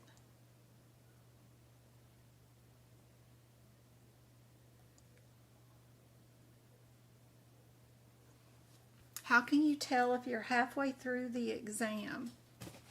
Okay, hold on just a second. Let me show you.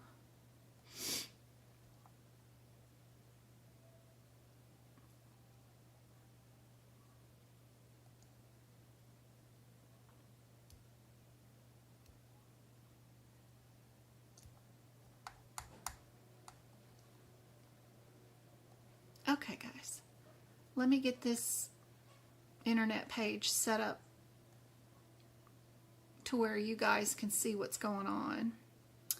So, if you are taking your certification exam for real, for sure, it's going to look like this when you start it.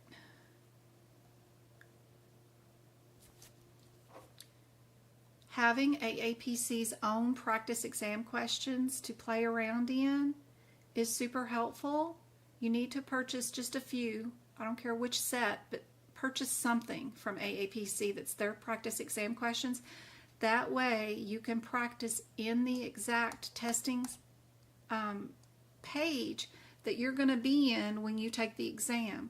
This right here is the exam page right here. Do it like this. Hold on. Sorry.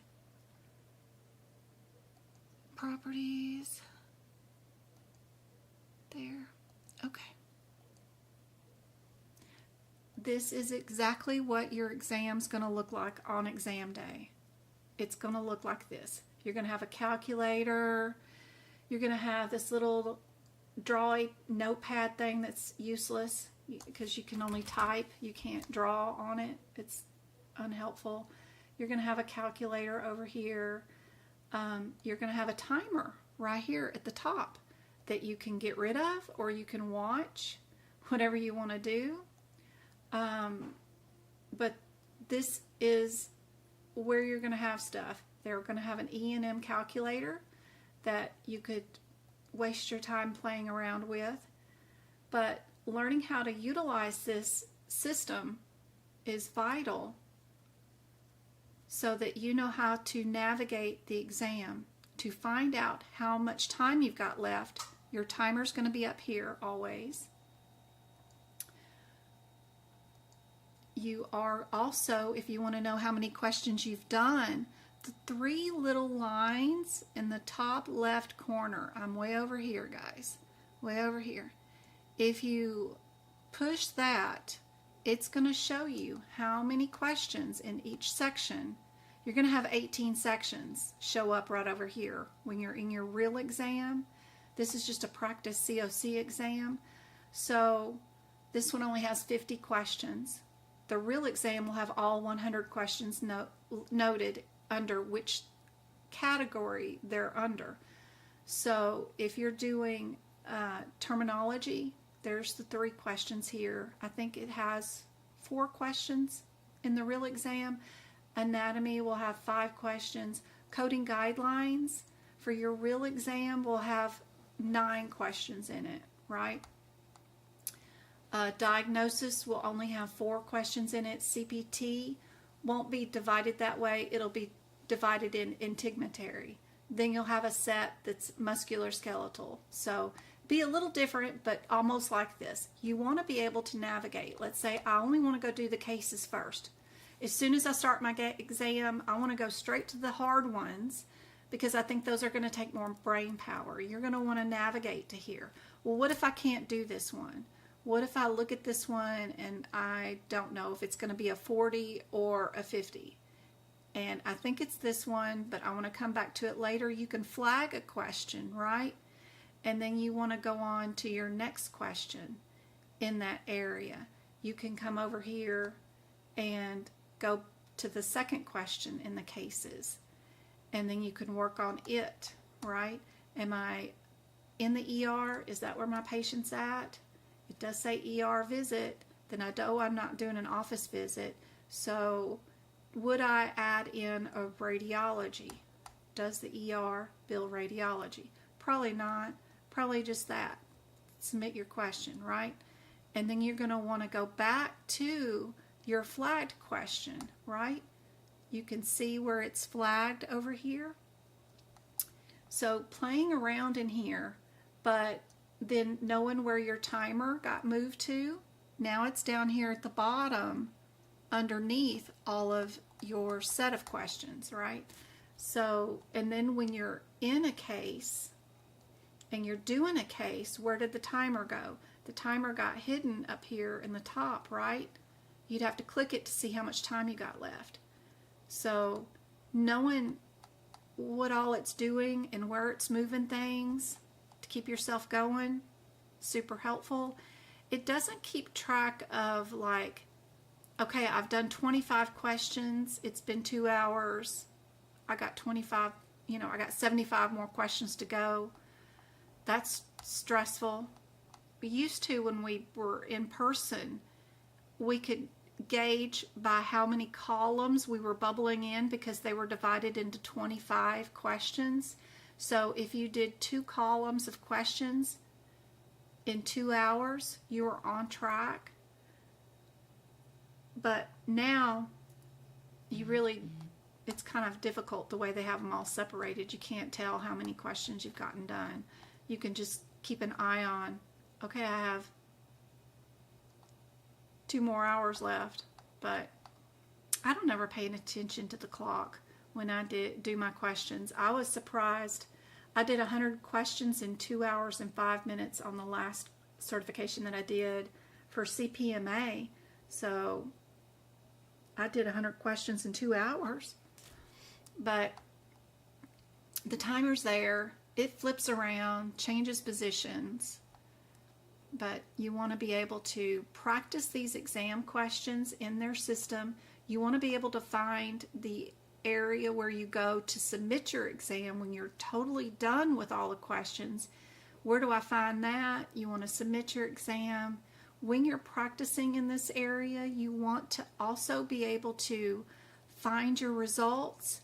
You want to, look at that, I didn't even read one word. You just picked the cheaper of the two. But you want to be able to check your correct answers, find them, and find your rationale.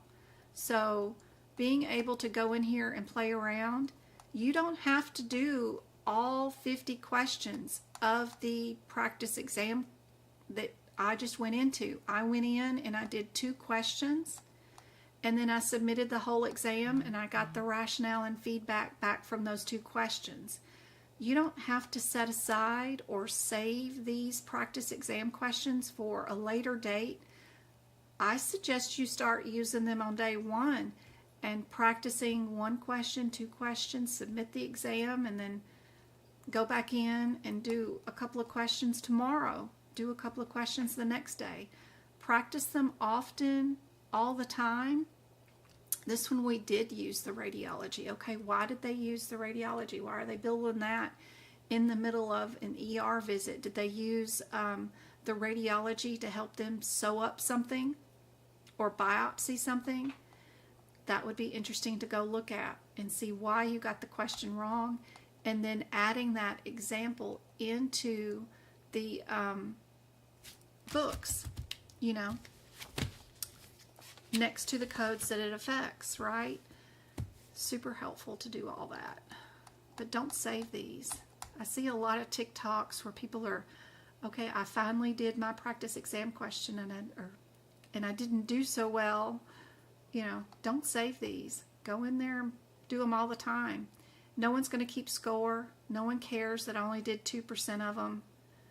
They're yours. You paid a lot of money for them. Go in and do them often and as many times as you can. If you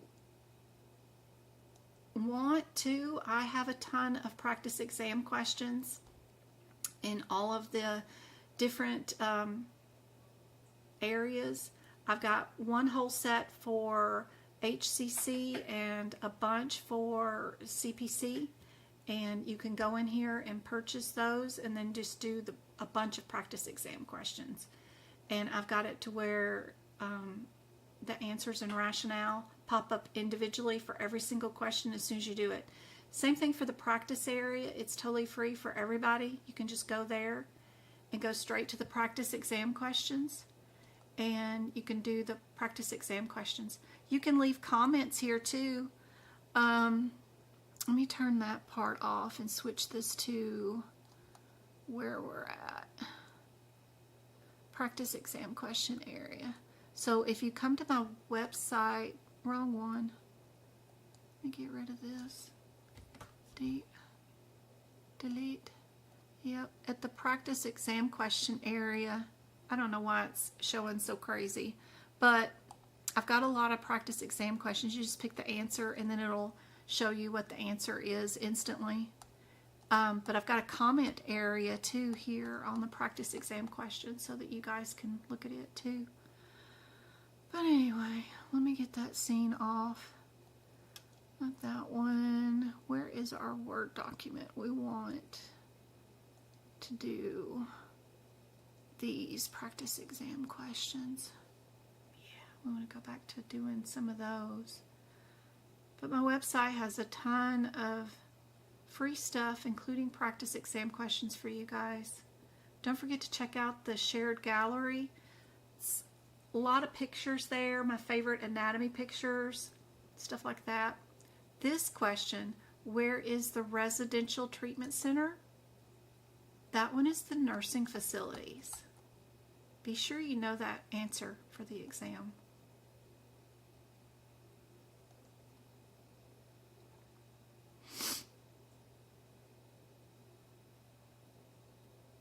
I can't afford anything. Flashcards, practice exam questions. The good thing about my website, I have flashcards that you can download for free. Practice exam question area that is totally free. A lot of that stuff is just totally free on my website. The Discord study group, totally free. It's full of practice exam questions also. So videos on my YouTube channel, totally free. I have step-by-step book prep videos and how to do it written out for you completely free on my website. So you guys 100% have access to doing all of this completely free if by chance you can get the membership and your exam attempts and the books. It's already expensive enough. I know all that.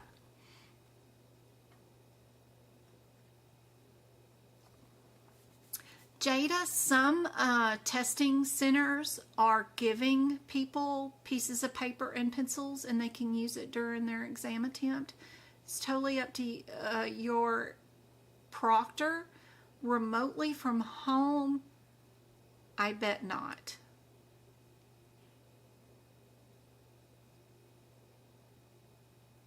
That would be good while that I can view the magazine and take the quizzes. Yep, and those AAPC exams are all totally free. You get 20 questions a month to practice, and there's a whole year's worth, so 20 times 12 is whatever number. That's a whole lot of practice exam questions totally free in those magazines on that website. They're all totally free. But telling when you're halfway through the exam, that's a tough one.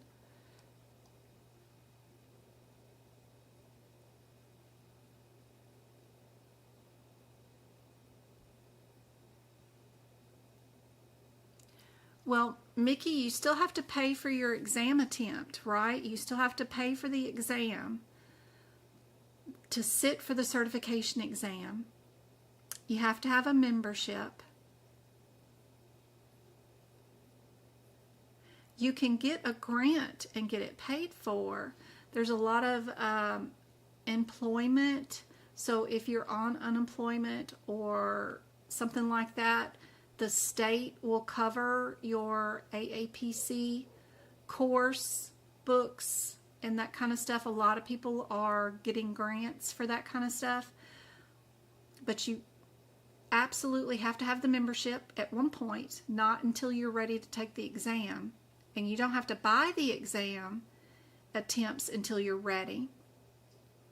I always recommend getting on the McCary app, which, you know, you guys, I've shown you is how I pay for all this stuff. Where is my, you know, I've spent $10,000 on AAPC this year alone on practice exam questions, the courses, just for you guys. Where is the video? And what I do, hold on TikTok, I'll be back, is I go to the McCary app. It's a little phone app. It's called McCary, MERCARI, and it's kind of like eBay or Amazon, but the best thing is you don't have 30 days and they come back and take the money away from you, right? It's 3 days and the person likes it and you get the money direct deposited into your checking account. There's no PayPal. They don't come into your checking account and take the money back later. None of that happens. There's no seller fees. There doesn't cost anything to post anything up for sale, and they don't charge you for shipping. So you can take your phone into the post office with your item. They'll print the shipping label for you, and you just ship it to the customer. If it's an old, nasty pair of socks with holes in it, you post it up for sale saying it's an old pair of socks with holes in it. Take pictures of it, takes 2 seconds, put it up for sale, and sell it. And then in 3 days after they get the item, the money is direct deposited into your checking account. I've been on the app 4 years now, never had a problem ever in my entire life. And even if somebody does complain, McCary lets me keep the money and it lets them get a refund also. I love McCary. I love the no 30-day return crap. It's awesome. So then I penny shop on Discord or Dollar General, or if I get Happy Meals, because I like to eat Happy Meals at McDonald's, I save the toys and then I resell them. But this is how I pay for my books, my exam attempts, my annual membership, and my car tags. Because this is all stuff that isn't monthly, and it's stuff I forget to save for, but it comes up every year. And if I get a Christmas present I don't like, if it's Valentine's Day, just happened yesterday, I'll go into Walmart, snag up all their Valentine's Day socks, and they're usually about 25 cents a bundle on that day, and then I'll resell them for, free shipping or whatever, and then I usually end up with $5, and I spent $1 on a big pack of socks, and then I make $5 off of it, and then people are happy about that kind of stuff. Anyway, I resell all my kids' clothes that they grew out of in big bundles, like a pair of shorts and a pair of top and socks, underwear, all in one bundle, and then somebody will buy it, and then it's free, they have to pay for shipping, and then they pay for the seller fees. So I love McCary. So, if you want to do this, there's a will, there's a way. You can do it. Get on McCary and sell everything out of your closets that you haven't used in the last 6 months. If you're not using it every day, then go sell it. My kids have a corn snake. When she sheds her skin once a month, I pull her skin out of the debris and put it in a Ziploc bag and post it up for sale. There's a lot of jewelry makers and people that love that stuff, and they'll buy the dead snake skin. I don't know. People are weird. They'll buy anything. The old used toilet paper, cardboard inserts, there's lots of crafters that want those. Save those and post them up for sale. It is what it is. People, if you liked it at one point, somebody else will. Half used makeup, you wouldn't think, but yeah, if you've got half of it left over and you've decided you don't want it anymore, somebody wants it because they stopped making that brand or whatever. I don't know what to tell you, but people will buy used makeup. Just be honest with how much is left in there and tape the lid so it doesn't come off, and then put it up for sale. And people will buy anything. It's crazy. So post it up.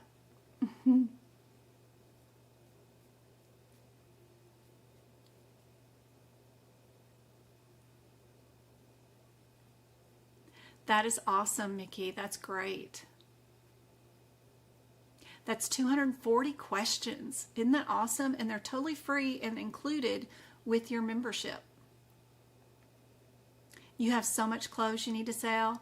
That's awesome. If it has a hole in it, a rip, if the stitching's coming loose, mention that and take pictures of it and post it up for sale. Somebody somewhere will eventually want it. And McCary doesn't charge you to post an item up for sale, which is wonderful, unlike eBay or anybody else. So you can post as much stuff as you want. You don't have to advertise it. Just post it, leave it, and then squirrel that item where you can find it again.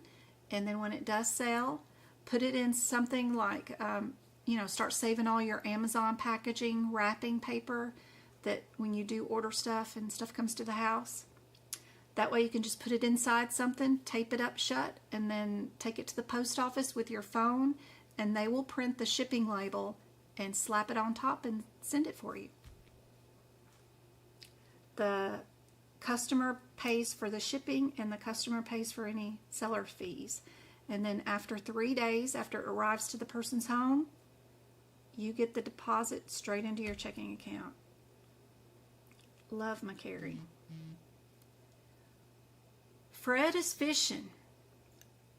Is he going to be billed an admit hospital visit, a consultation, new patient, or ER visit? It's a phone app. It's called McCary. M-E-R-C-A-R-I. It's been around a really long time, kind of like eBay or Amazon.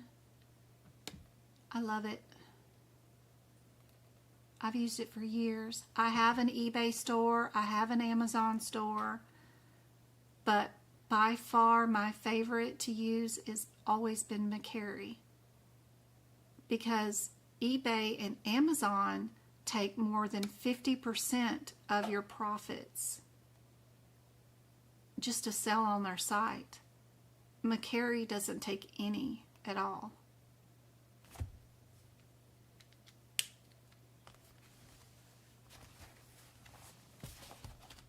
And they have a huge customer base. I've never had any trouble selling items at any point.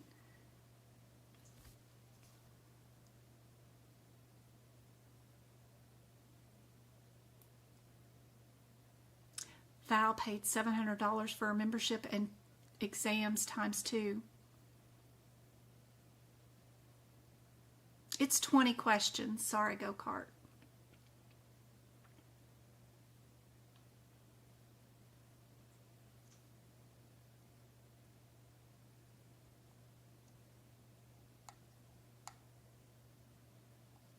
No distinction between the new patient and established patient in the ER.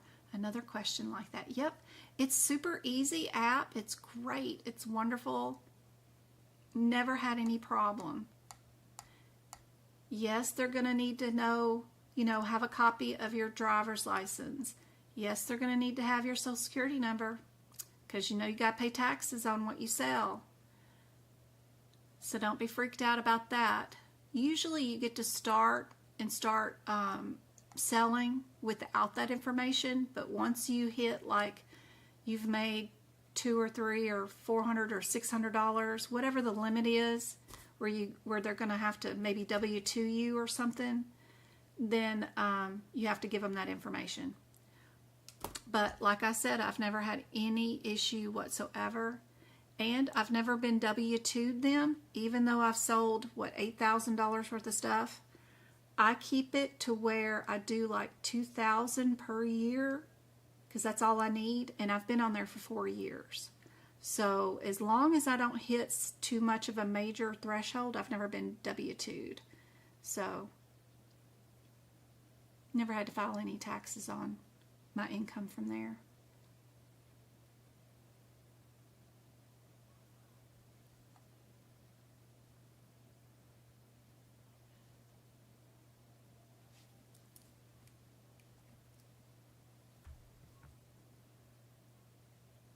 Are we going to be extensive, moderate, minimal, limited?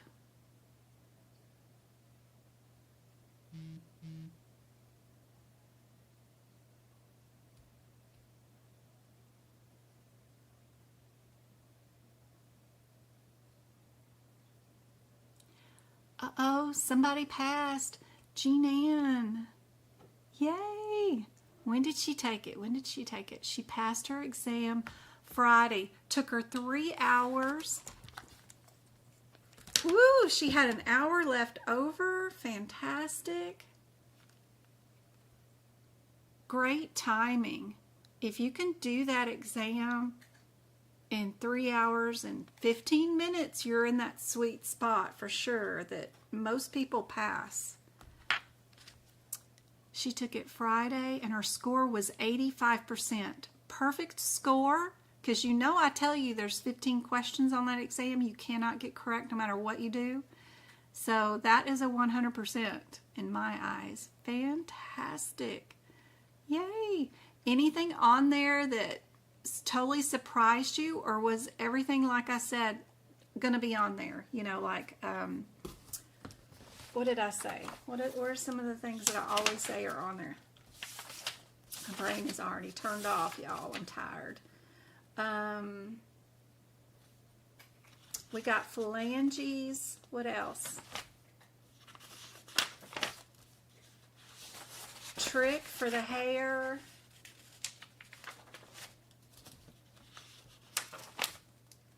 Warthan's tumor. Ambulances. Right now we've got VBAC. Cyanosis, C-Y-N-O-S-I-S. The blue, if you're blue. Nothing surprised me at all on the exam. That's awesome. Perfect. The difference between NOS and NEC, ureter versus urethra, adverse reactions, overdoses, nephrons, neurons, IUD insertion or removal, tissue transfers, punch biopsies, gender assignment surgery,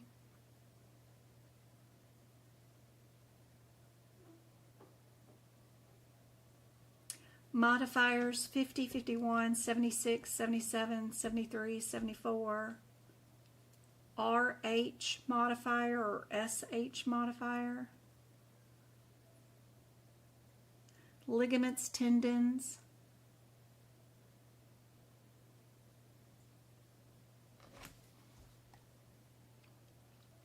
what's everybody think is the answer for this one?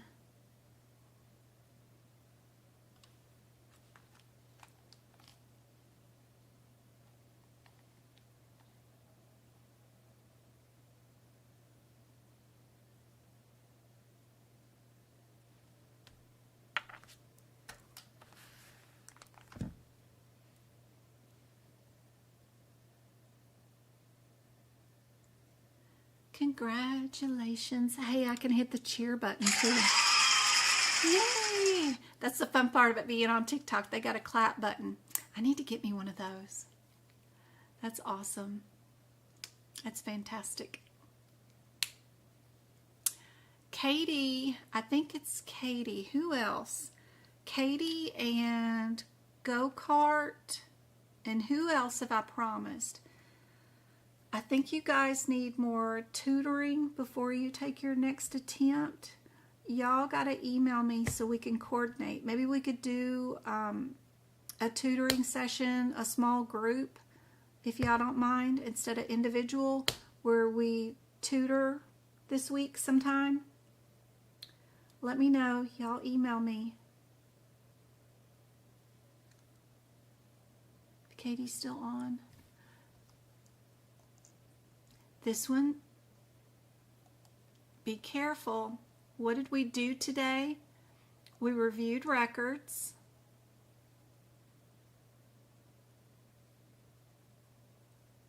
We ordered more tests. We talked to another provider to discuss their coordination of care.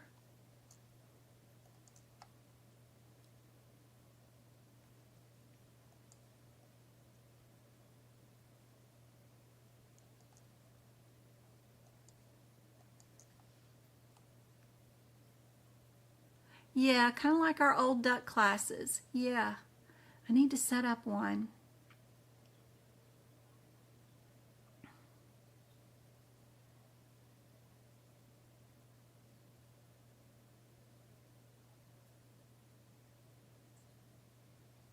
Mabel too.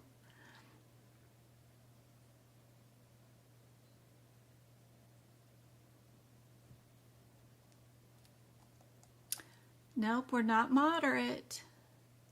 We're not moderate. Be careful with this one. We're only looking at the complexity of the data that was reviewed. If we look at past records, if we order more tests, and we call another provider to discuss coordination of care of a patient, what have we hit? We have hit extensive with this patient. Yep.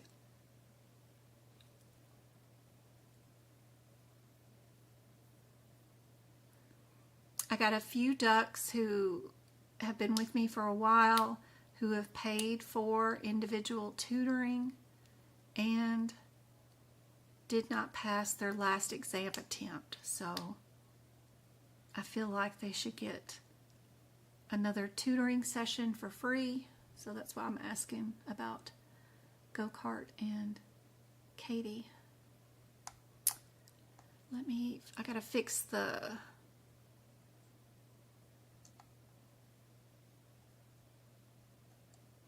this one just a second. Let me fix this question. Get that one off and then change the color back. Okay.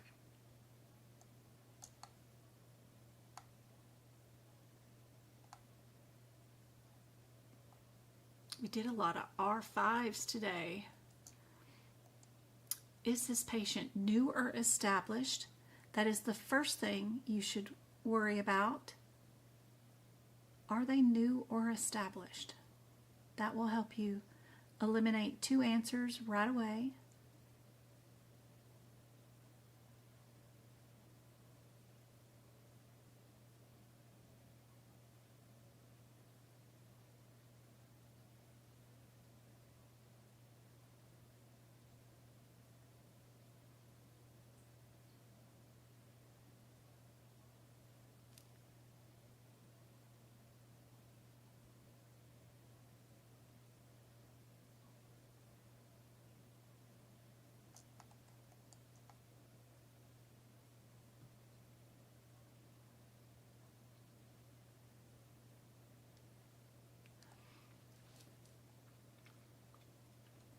What is our default? If they don't tell you if a patient is new or established, what is the default? Are they always new or are they always established?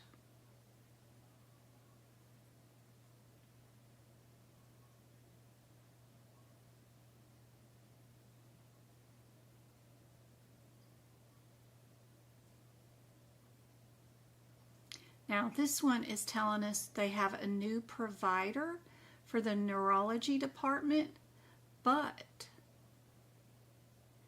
if that doctor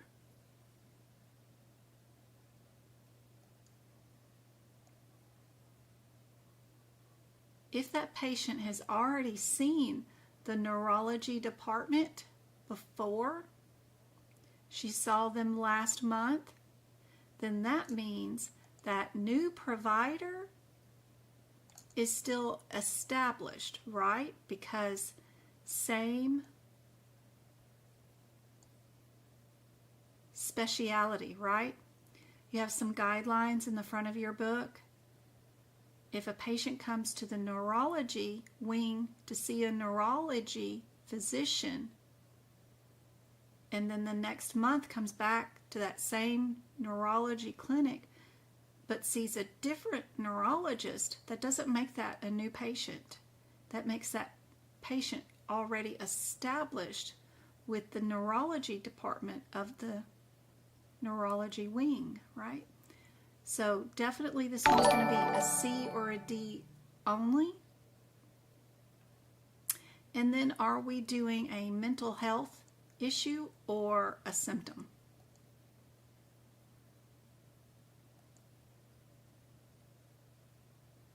Hey Twinkle, good to see you.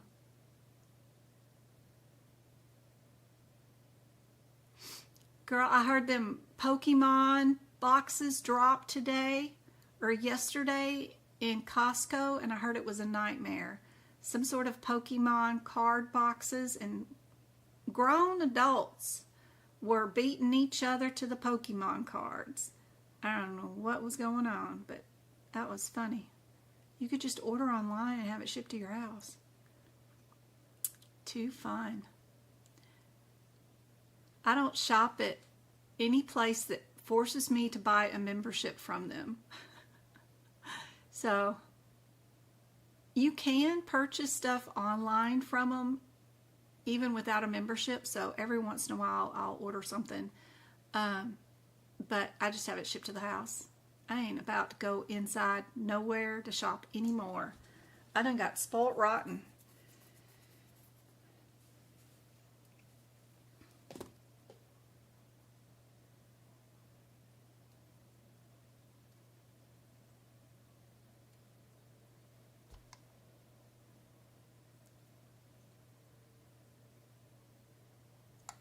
Everybody got C for this one?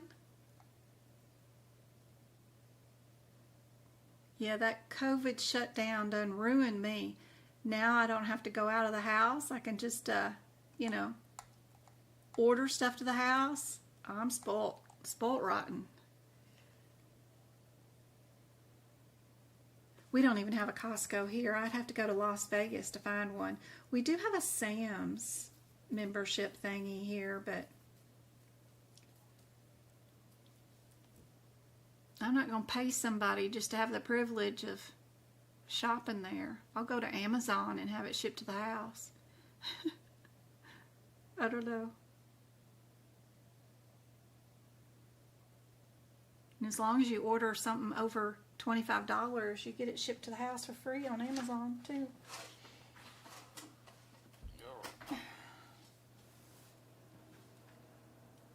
Select the appropriate discharge status.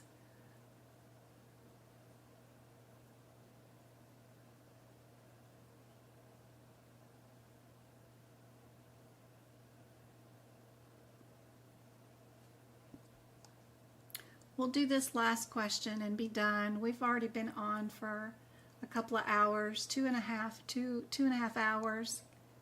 And then I'll be back on Wednesday. We'll do another 2 hours. The link is already up for the YouTube. If you want to do Practicode with me on Sunday, the sign up is available on my website. If we start up the duck classes again, we can do those on Fridays. The sign up for that also will be on my website. Thinking about putting that back up together for you guys on Fridays.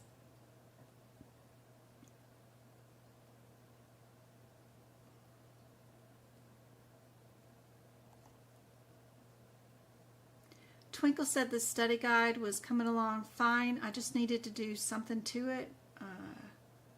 I don't remember her wording, but probably format it. Yeah, that was the word. Whatever that means, I got to format it. So when I figure that out, we'll have the study guide to go along. It's probably giving it headers and telling it, you know, okay, this info is for this section. Okay, this info is for that section. So I need to format it, and then we'll be done with the study guide. I know, right? What the heck does that mean?